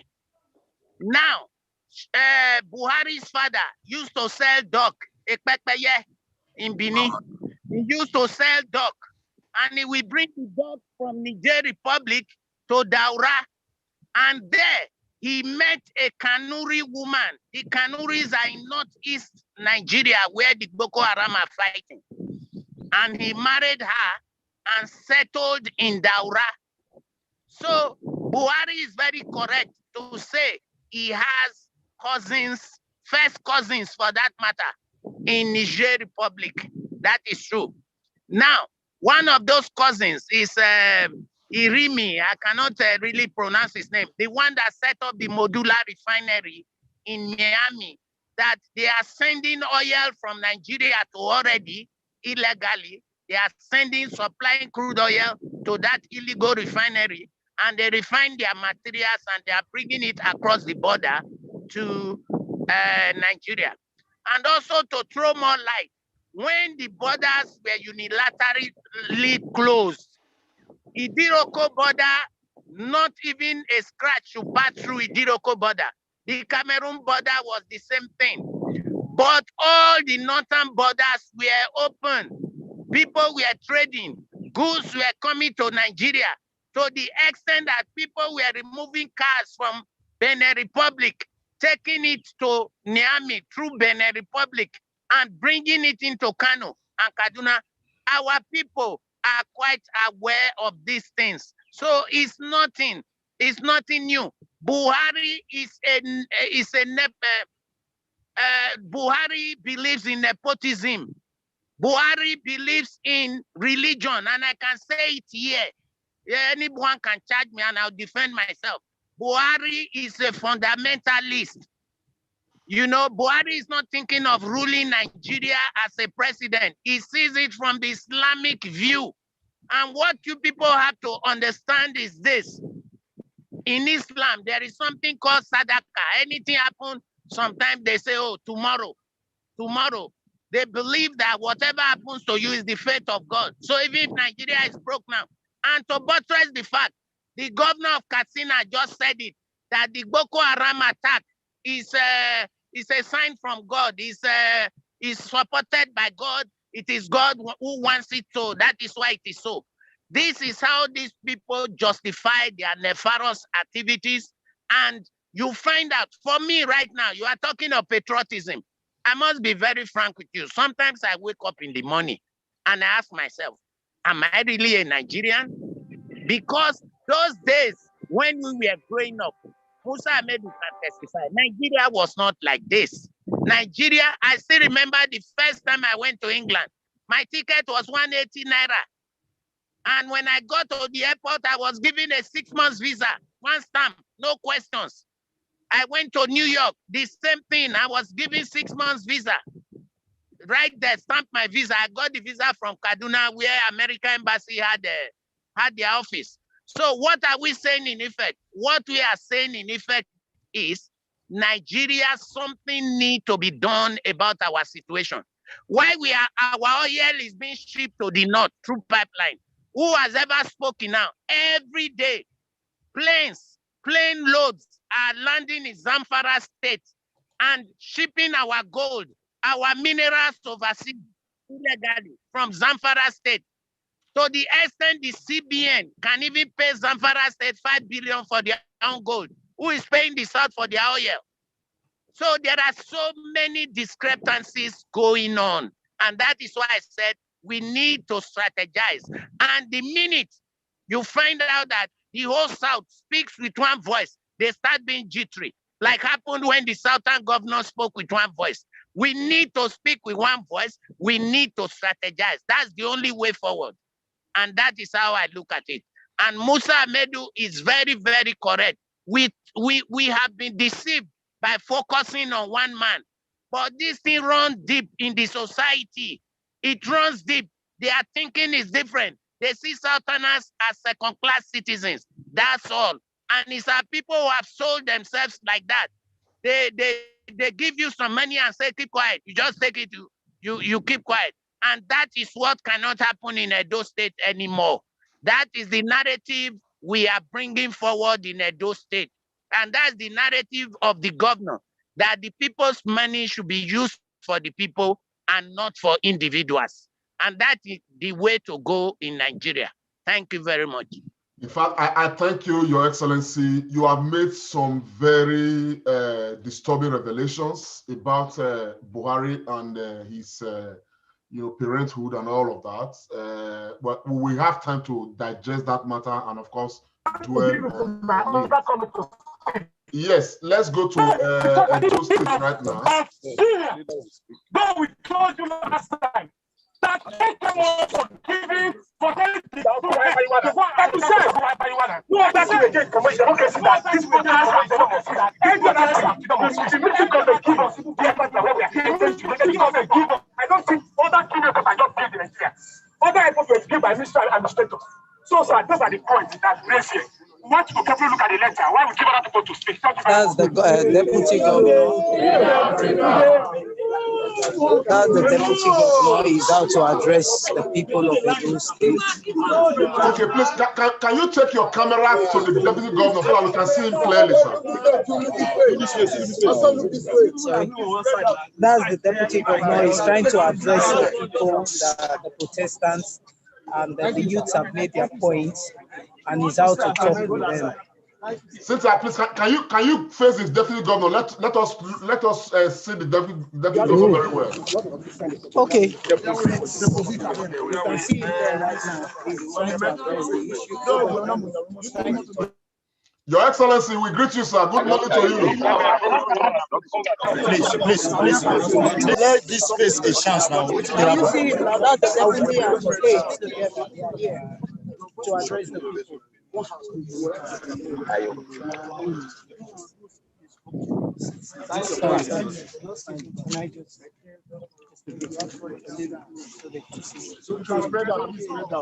Please let me maintain the line. Comrade, can you see the deputy? Yeah, we can see the deputy governor. Go ahead, man. We can see the deputy governor. Oh, sorry. I want to smile. You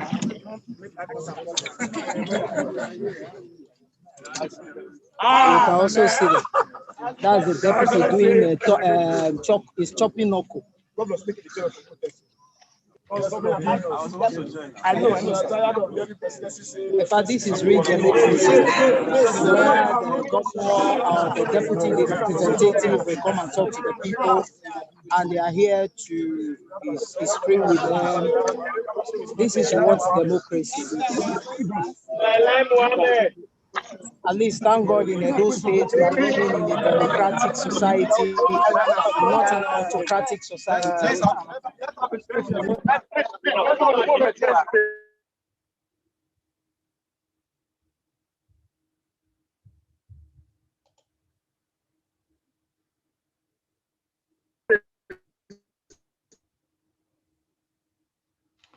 Cynthia, could you please unmute yourself? We cannot hear you anymore.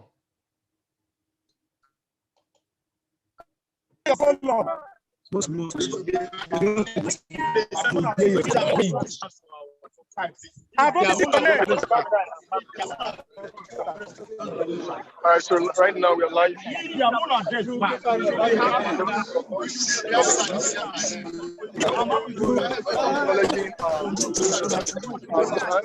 are trying to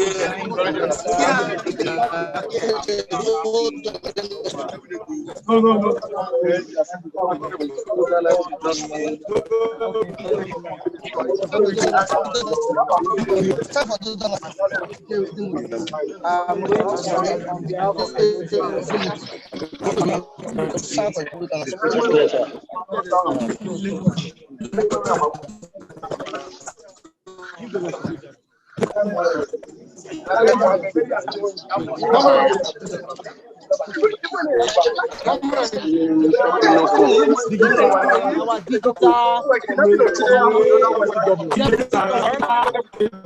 Timmy people come out to talk to the people. This is real democracy.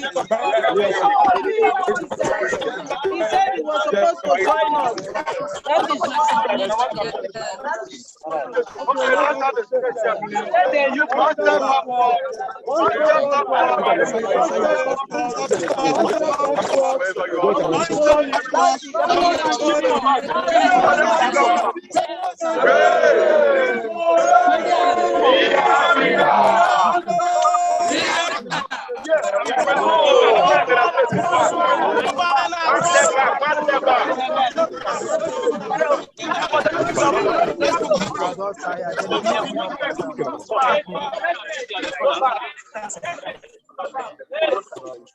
One step back, one step back.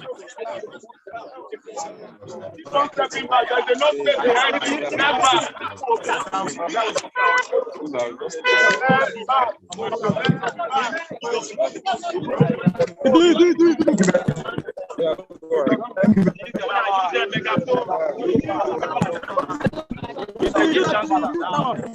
Thank you very much, Deputy Governor. Thank you very much, Deputy Governor.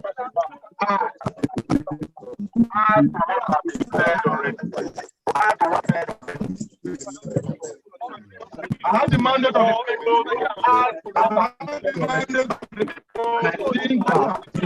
For democracy for Nigerians to enjoy security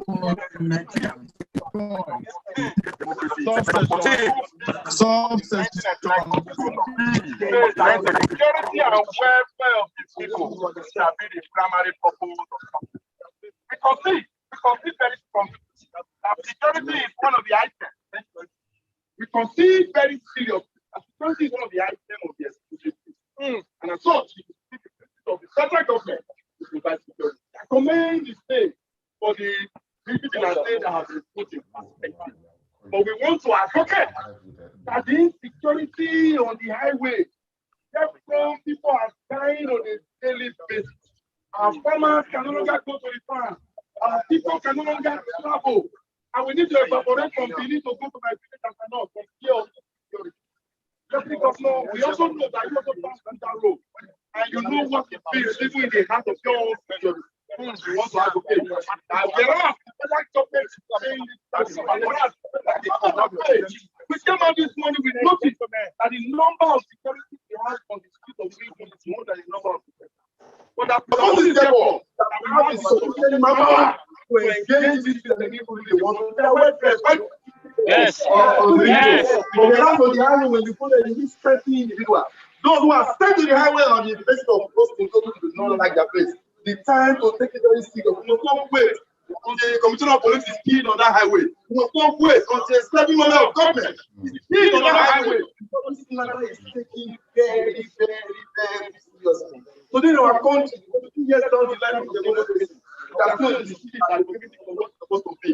The point of democracy was not simply because military king were not providing issue of infrastructure. Rather not be a beautiful team. But to enjoy that very dividend, which the university to enjoy, was the advocacy for democracy. So they have to speak. Freedom of speech is there, but freedom of speech is no longer there. Yes. As a matter of urgency, because the separate government is a product of struggle. For us rules the nance from its own structure. And as such, we act very strongly that freedom of that speech, for which people are free to speak and ensure an engaged government for the open. For open is space for us. Because we are not too sure of what will happen for the anywhere. Because the government has grown at the federal level to the internationalists. And as such, cannot determine what happens the next day. I want to urge them to I know your efforts are limited, but the little you have done, you must improve on it to see how the security of that road is total. That's what they do. That's the mandate of the school. Because as a student of history, I appreciate the very essence of the legislature. And I feel that you are a part of the legislature. You did 8 years there. The base upon which you have made your mark is on the strength of the spring bar you had with the legislature. Oh, that is the case of our legislature in the state. And we feel that our deputy governor is God. We have seen individuals war shooting guns on the table of brotherhood issues that been solved. As all the deputy governor, that as one who is from the street, as one who is a product of the struggle, it's time to ensure our various constituencies because we must not unite as a state. Particularly why we don't share that strong affinity to the federal government state of policy. To ensure that we hold ourselves in unison and ensure that our state united. We must have a legislature that must run. There are so many laws that need to be attended to. There are so many things that the legislature needed to do.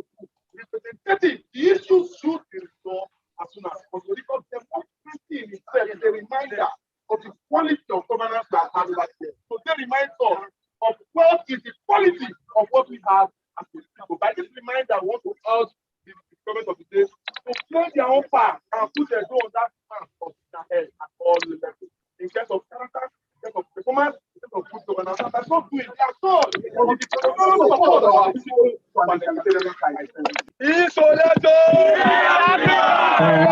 Our leader will also talk on the Your Excellency food for this country, yes, for this state.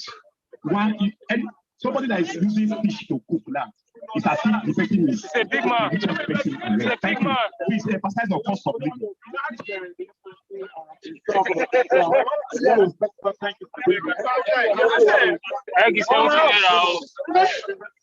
One has please. No, leaders. Let's hear them. Let's hear them. And I think the reason why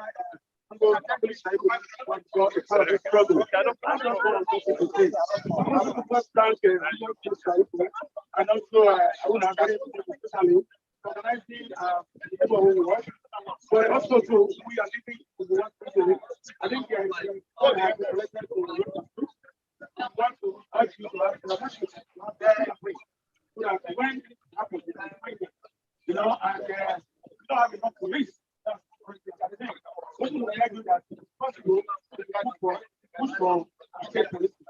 Also, the president that got yesterday, that when we give local 300 million, they try for 100 million.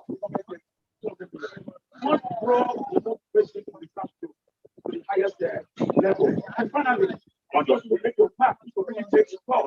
We have our differences, but we have to belong to the president. We try to make our work constructive takes to the government. And I want to salute you, but we are not going to stop because you know I have the right for peaceful protest. And finally, after one, our governor, to make it smart or let you know that sorry, independent. If they have that, very important.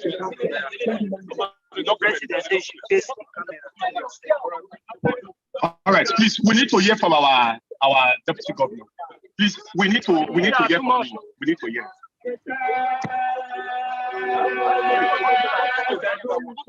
Great.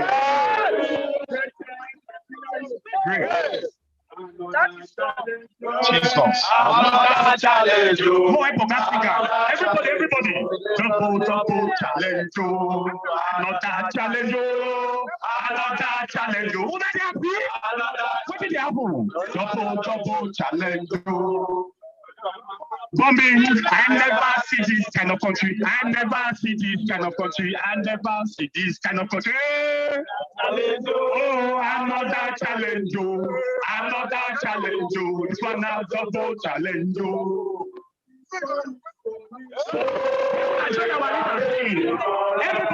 Everybody, so.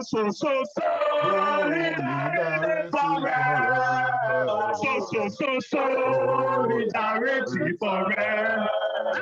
We shall always fight for our rights.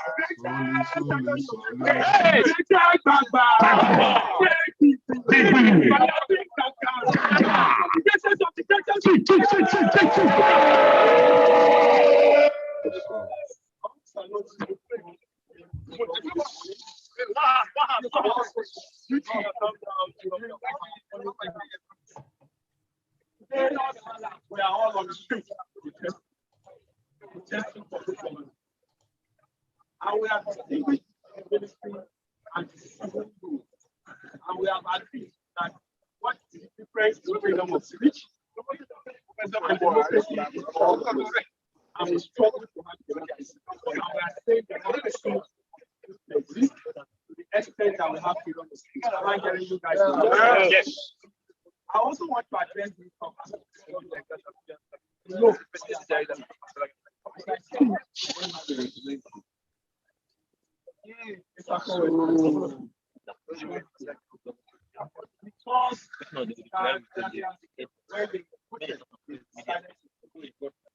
And you know, the incident of the struggle that is our great concern. Hello, sir. Today, what others are taking over democracy that you and I struggle to have. That the likes of Rascommunity, reproductive community, any of our time, all of them struggle about democracy. Not democracy that is controlled by a team, by a cabal. And that is what has destroyed every society. Today in Edo, this character decided to follow his godfather. And you know, one of our comrades, Comrade Salio Shomole, led us in struggle in Edo, saying no to godfatherism. Unfortunately, he now look at it and wear the armor of godfather. And that was what led to the kind of House of Assembly we have today. We begged them. We did everything to beg these young legislators. We said, you are not representing one government, you are representing the constituency. Come back and be sworn in. Somebody far away in Lagos said the government should issue the second proclamation, which is against the constitution. How can somebody from Lagos be the one dictating for a proposition? People must decide for themselves. And the time came. Even when it was about 1 month ago, the constitution said that the country for 181 days will see the I personally reach out to them. We make noise on news and media. I call it noise because when we're speaking in the media, they say we're making noise. We should issue the second proclamation. I would say this is what the law says. They went to court. Court said you cannot issue the second proclamation. And when court took that decision, we thought these characters would return when the court has spoken. But unfortunately, they rebelled. The time came 181 days, 182, 215 days. The House took the decision to declare their seat. What we are saying now is that when your seat is vacant, the speaker will write to INEC for elections to take place in those constituencies. In Kaduna recently, the seat of the former speaker was left vacant.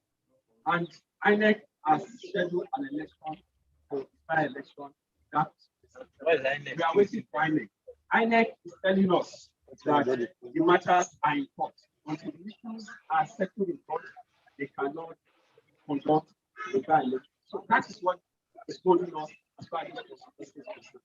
For us, we would like in the first house, even when the amendment that has been proposed from the group is the constitutional amendment, it was proposed that we should shrink governance, we should shrink democracy. We are not clamoring for less members should be the House of Assembly. We also say that the bicameral legislation should be reduced. Just one, because recently you can see why Senate were doing their own public hearing, House of Rep was doing. And the same message that we took to Asaba, the same message to the senators, the same message we took as of Rep, the same Asaba. So if you have only one legislative arm at the national level, you didn't need to transport yourself times to Asaba. Waste of funds. So for us, it's not just about freedom of speech, it's about governance should be reduced, the level of bureaucracy should be reduced, and those funds that are meant for those other ones can also be used for the state. That's the only way we get it. And the issue of security, we are also saying, just like you said, that the constitution that is about to be amended, there should be state police should be in our work. And not just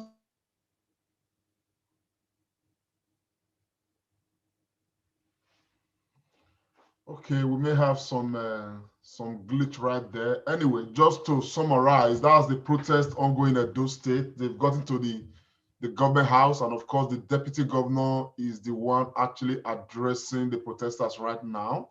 And of course, he had tried to explain the reason why the state of assembly is the way it is at the moment, with all of the issues surrounding that. And of course, he's now making comments on the state of insecurity as far as Nigeria is concerned, and the need for us to have a more responsive government and governance in Nigeria. Yes, I will we'll be running off this broadcast, very soon. But I want to get to my brother Anthony Ajibola. Your hand is raised. Anthony, yes, let us hear your thought on these issues so far. Yeah, so thank you, comrade.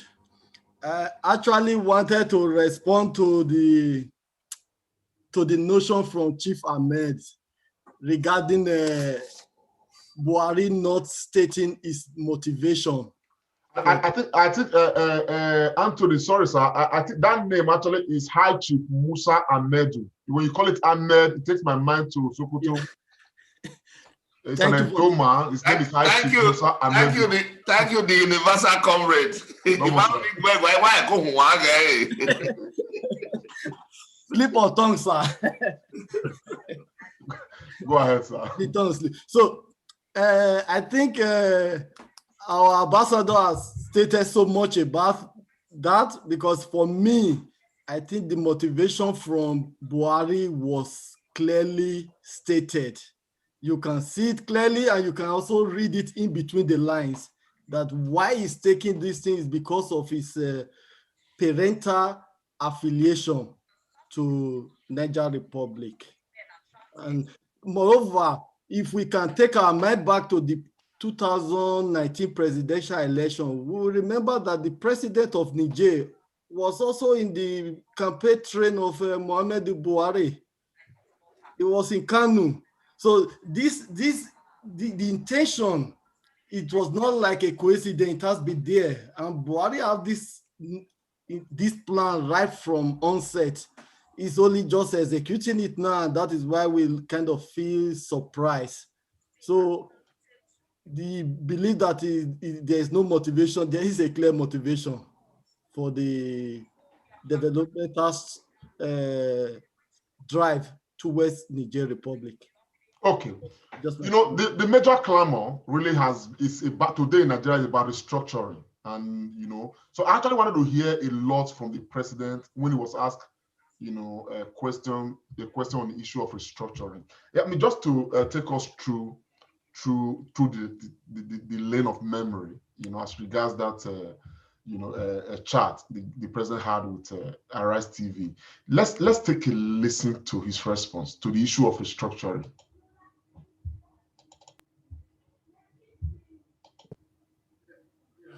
Your Excellency, that brings us to the question of power devolution. All these taxation things, these were things that were working in the first place, but they are no longer working because of corruption. And that's what people are talking about, restructuring the federation to make it work.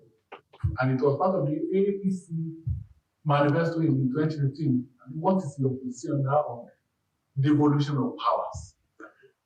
Devolution of power, you have to define it. It's the legislative list. Take some of the things to residual and keep a few to concurrent, while you have a strong defense in the center. Well, virtually, local governments are virtually killed. You know it. The 3 tiers of government, federal, state, and local government, if they are being followed properly, we wouldn't have all these social problems.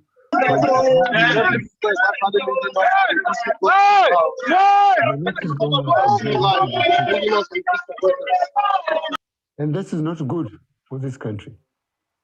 It's not good for this country because those who became the local government chairman have been compromised. If your local government is, say, entitled or is supposed to receive 300 million, a letter will be prepared for you to sign that you have received 300 million and you are given only 100 million.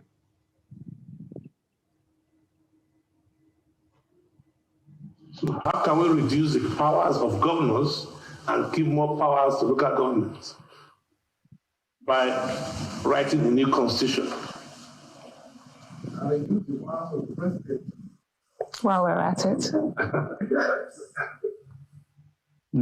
The Supreme President has a lot of power. Okay, I think this question of accountability is very important.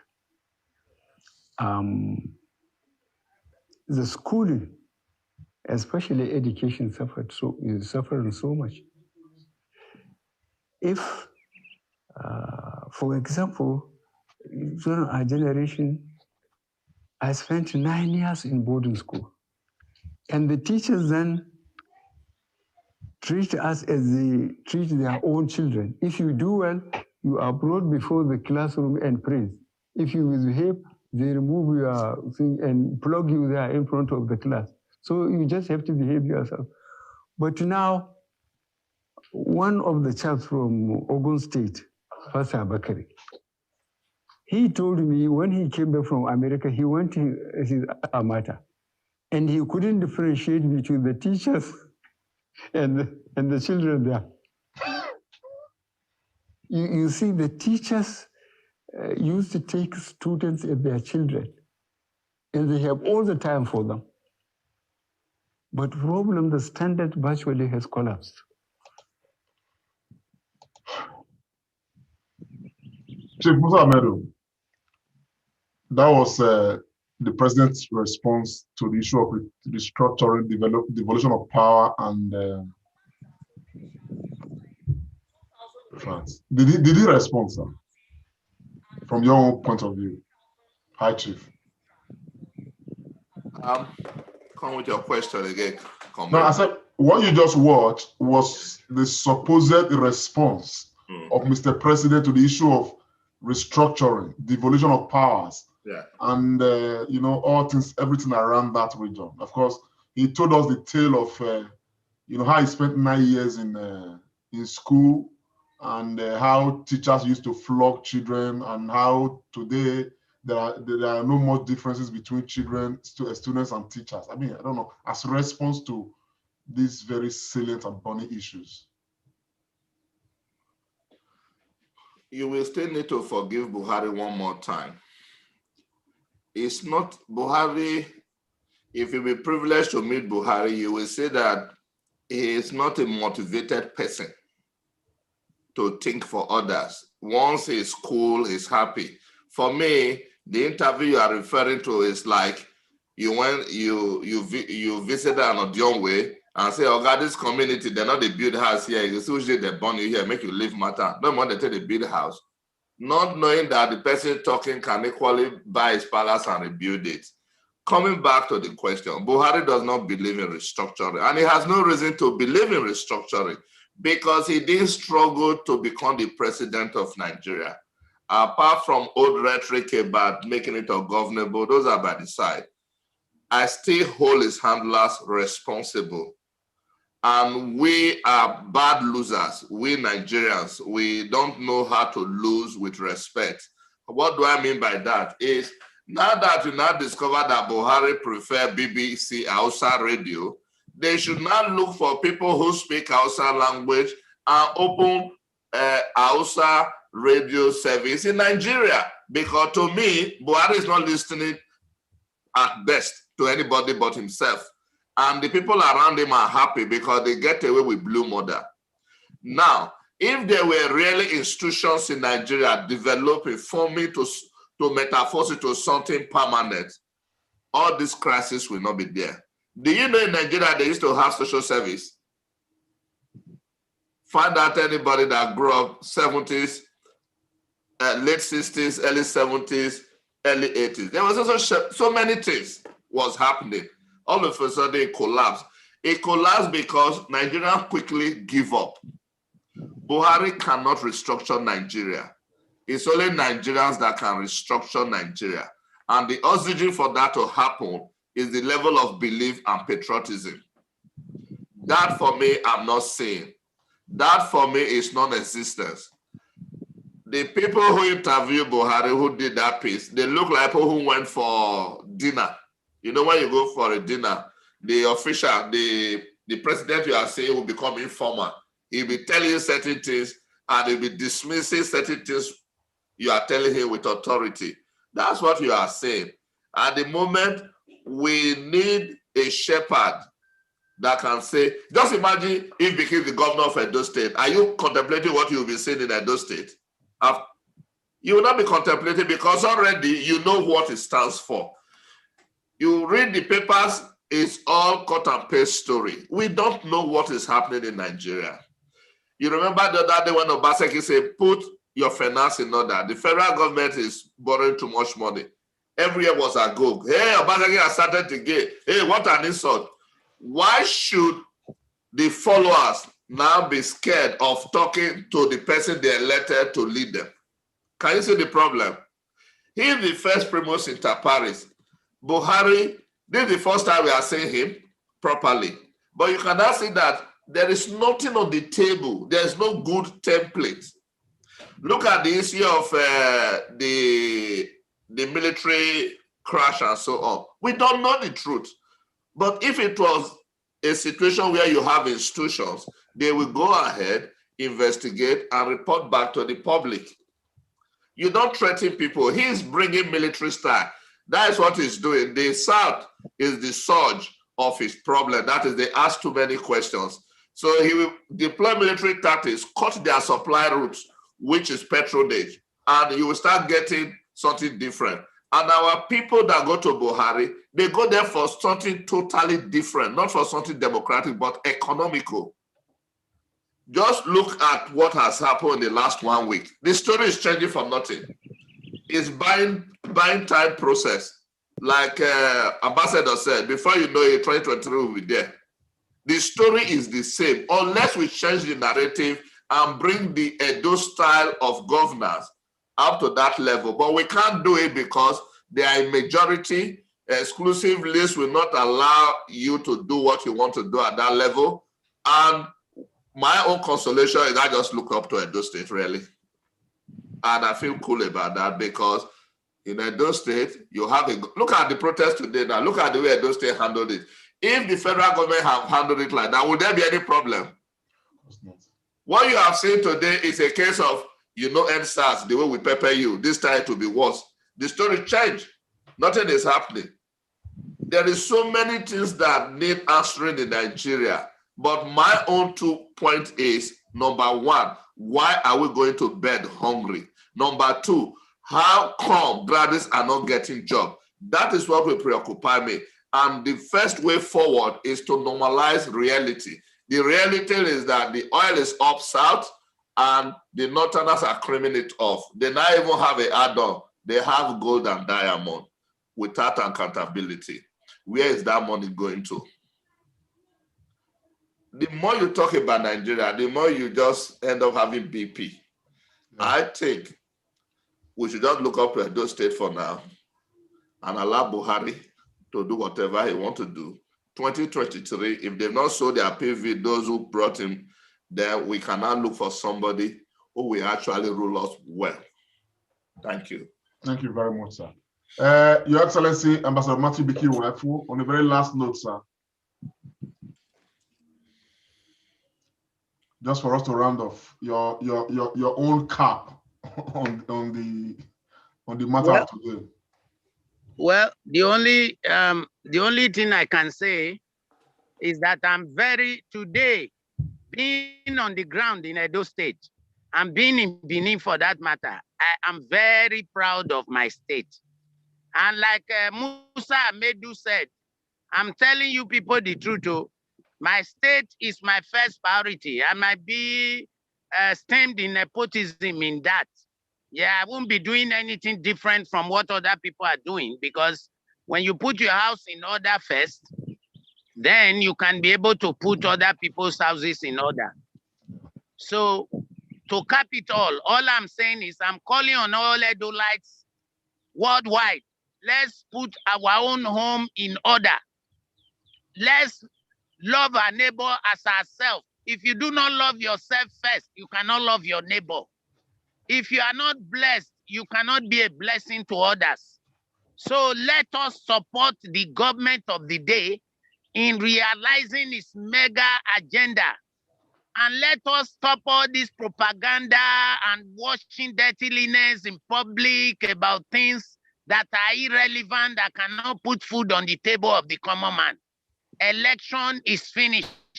We need to join together as one now and continue to give example. The journey of 1,000 miles starts with the first step. Edo State has taken the first step.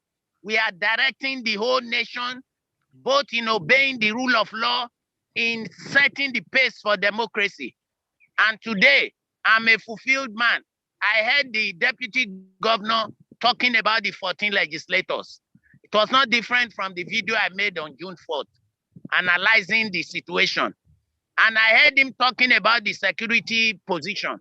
I'm so sorry that I do not feel that all those things they were saying just now about the security position, I do not buy it, because I'm on the ground. I know some Fulanis have been flushed from our forest, and I can name individual forests in the whole of Edo State, Edo South, Edo Central, Edo North, where the security apparatus of Obaseki is working. I just want to say, when we as Edolites keep saying about our state is not secure, who is coming to invest in our state? Who is coming to employ the graduates? The truth of the matter is this: Edo State right now is better than 2/3 of the states in Nigeria when it comes to security. And we should forget about being biased, about personal hatred of an individual, and say the truth the way it is. Edo State is moving forward. We cannot return back to Egypt. The state treasury will never be opened again to scavengers. That is it. It is gone. It is gone. Let us focus on how to move the state forward. And it is by investments, creation of jobs, investment. Thank you all on this platform. I have really learned one thing or two, and may God bless us all. But please, let us support the government of the day to take us to the next level. Because if we look at it anyway, nobody is perfect. No one was, no one will, no one will ever be. The government is not perfect also, but they learn from experience. So please, Let us support our home state. Thank you all for listening to me. God bless you. Thank you very much, Your Excellency, Ambassador Matthew Biki Uwaifu. Thank you so much for that. Yes, I quickly want to move on to Anthony Ajibola, my brother. Yes, just your last word to recap, this day. So, I also want to thank everybody that have participated in today's meetings. For me, so we have to start now, because what needs to be done well. And the only way is for we to continue talking to ourselves, re-engineering our mind towards the big goal. And I will also want us to start putting pressure on our representative and the senators, that we need to hear them speak on the floor of the House. Even if they are going to be in a lone voice, let us hear this lone voice, because we don't hear them speak. I can't remember any of them speaking on the floor. I don't see them. And this is really not good. And this is where we need to start. Of course, they will always be in minority, but it doesn't matter. Let their voice be heard. That is number 2. Number 3 is, for me, we have to also try as much as possible, like our ambassador has said, to try to reduce the irrelevant things. If we are holding on to 1 or 2 things we are fighting for, let's hold on to these 1 or 2 things. It's not listing thousands of things that are so many irrelevant, then we are distracted, because we need focus. And this is the only way we can really move forward. And lastly, regarding where we start from, what do we need to do? Should Buhari be taken away? I think we just have 4 options for me. And the first option is if Buhari will honorably resign. And this I don't believe will happen. The second option is if the National Assembly will be equal to their task, their primary responsibility, by impeaching Buhari because of his not competent or for health reason. Because if you look at the guy, I don't think Buhari is with his full state of mind since the past 3 years. Ordinarily, Buhari should have been asked to resign or be impeached based on this condition. The third option, which people say, which I would never support, is calling the military to come in. And if we look at this at the end, the last option is the only one we can influence, which is keep on strategizing. 2023 is a long time, 2 years from now, but it will also come like, I don't know, the speed of light. It's if in the night. It will just come, and then we just find ourselves we have not made enough plan, because people always believe that we always rig. I believe rigging is possible, but it is only very easy for them when the people are not participating.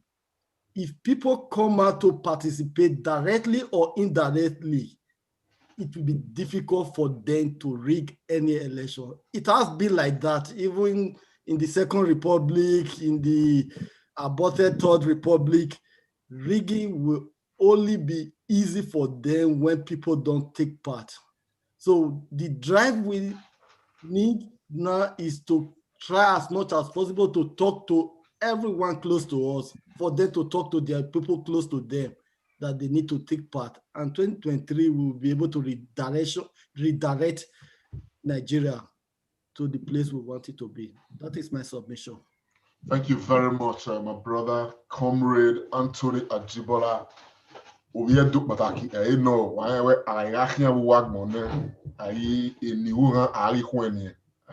a Benin man.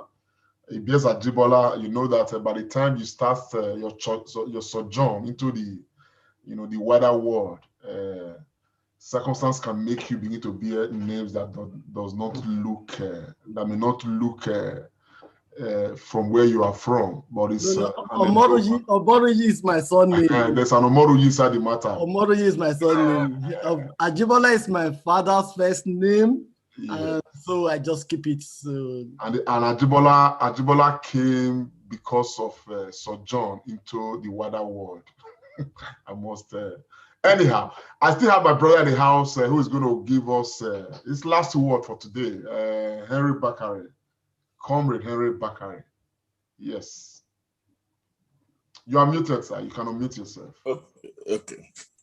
Thank you very much, comrades, and I thank you. I have to say thank you to everybody here. I think I'm really pleased to be part of this discussion today. But I have a last one. I'll have a word for Nigerians and I have a word for Edo people as well. You see, if Nigeria can adopt a Edo system, I think there's going to be a different song altogether in Nigeria politics. I remember very well when the Edo election was coming up, everybody took it upon him or herself, educating everybody, especially those of us in the diaspora. We were able to lobby our brothers and sisters back home, be able to talk to them. Whatever the opposition, the other party paid to whoever they were bribing, not run against them. And that is exactly what the type of things Nigerians should be thinking about. How to really talk to our people, how to get a very good election, because 2023 is still far, but it's not too far. Apart from the fact that a lot of things might go wrong before that time, but then if this type of protests that just happened in those states now, in a mature manner, people can get a good lesson from it. At least it will go a long way in getting Nigeria a better place and getting Nigeria a better leader. But we still have to make sure, we still have to really work on our people. Just as already said by Brother Anthony, that our representative, we have to really we have to filter them the next time. And those of them on board now, we can still talk to them, let them talk for us. They are not just there for their salaries or their whatever they get, but they are representing people. They should be able to talk for us. They don't have to keep quiet, maybe because they are from a minority or whatsoever. At least let them say something, even if it's not as loud as they would have loved it to be. And let us say something. Let us hear what they have to say. As at least somebody will hear and will understand. Thank you very much. Ambassador, I'm really grateful. I'm really happy to be here again with you. I'm always loyal to your officer. The comrades, you're always a wonderful man. Thank you so much. Mr. Musa, I think I've seen you for the first time. I love you, brother. Thank you very much. Brother Anthony, both of us are being Yoruba name, but we have to sleep in. We don't ring. We do tatata. We don't know. You guys are lovely people. It's my pleasure being with you. Thank you very much, my brother. Bakare Henry. Thank you so very much, all the way from the ancient city of Rome. Having said that, I want to say a very big thank you to everybody who's been part of this. His Excellency Ambassador Matthew Biki Waifo, High Chief Musa Amedu, very experienced man, and Edo son by birth and by inclination, and a great contributor to development in Edo State. I thank you. Anthony Ajibola, wonderful personality. Thank you very much. We've had a number of other persons, and of course the team of guys, from Edo Dynasty and the volunteers of the Comrade Show that were showing us, footages from Edo State while the protest was ongoing. Of course, I want to thank every one of them and all those too who came out for the protest. I thank you. I know that a lot was done to ensure that people don't participate in this protest, but people still came out. As a matter of fact, I've just received some footage from Abuja. The protest equally held in Abuja. I've got some intelligence report that Lagos is very tight. Some people are still trying to get themselves together, but somehow the matter is hugely truncated by what government is doing. Anyhow, we will keep the conversation on. The dialogue, the discourse must be ongoing. Everybody seems to resolve that we have to wait till 2023. But while we are waiting, we will explore everything possible to ensure that before 2023, Nigeria becomes a better place. We'll keep the conversation ongoing, and even if 2023 is to come, like everybody, appear to agree, strategy will be the way forward. Strategizing, not from 2022, but strategizing from yesterday. On that note, I want to say a very big thank you to everyone. Our people on Facebook, Felicia Boegbe, Adenegbe Victor, thank you so very much, guys. You guys are wonderful. Patience Irabo, wonderful people, Eunice Obaze.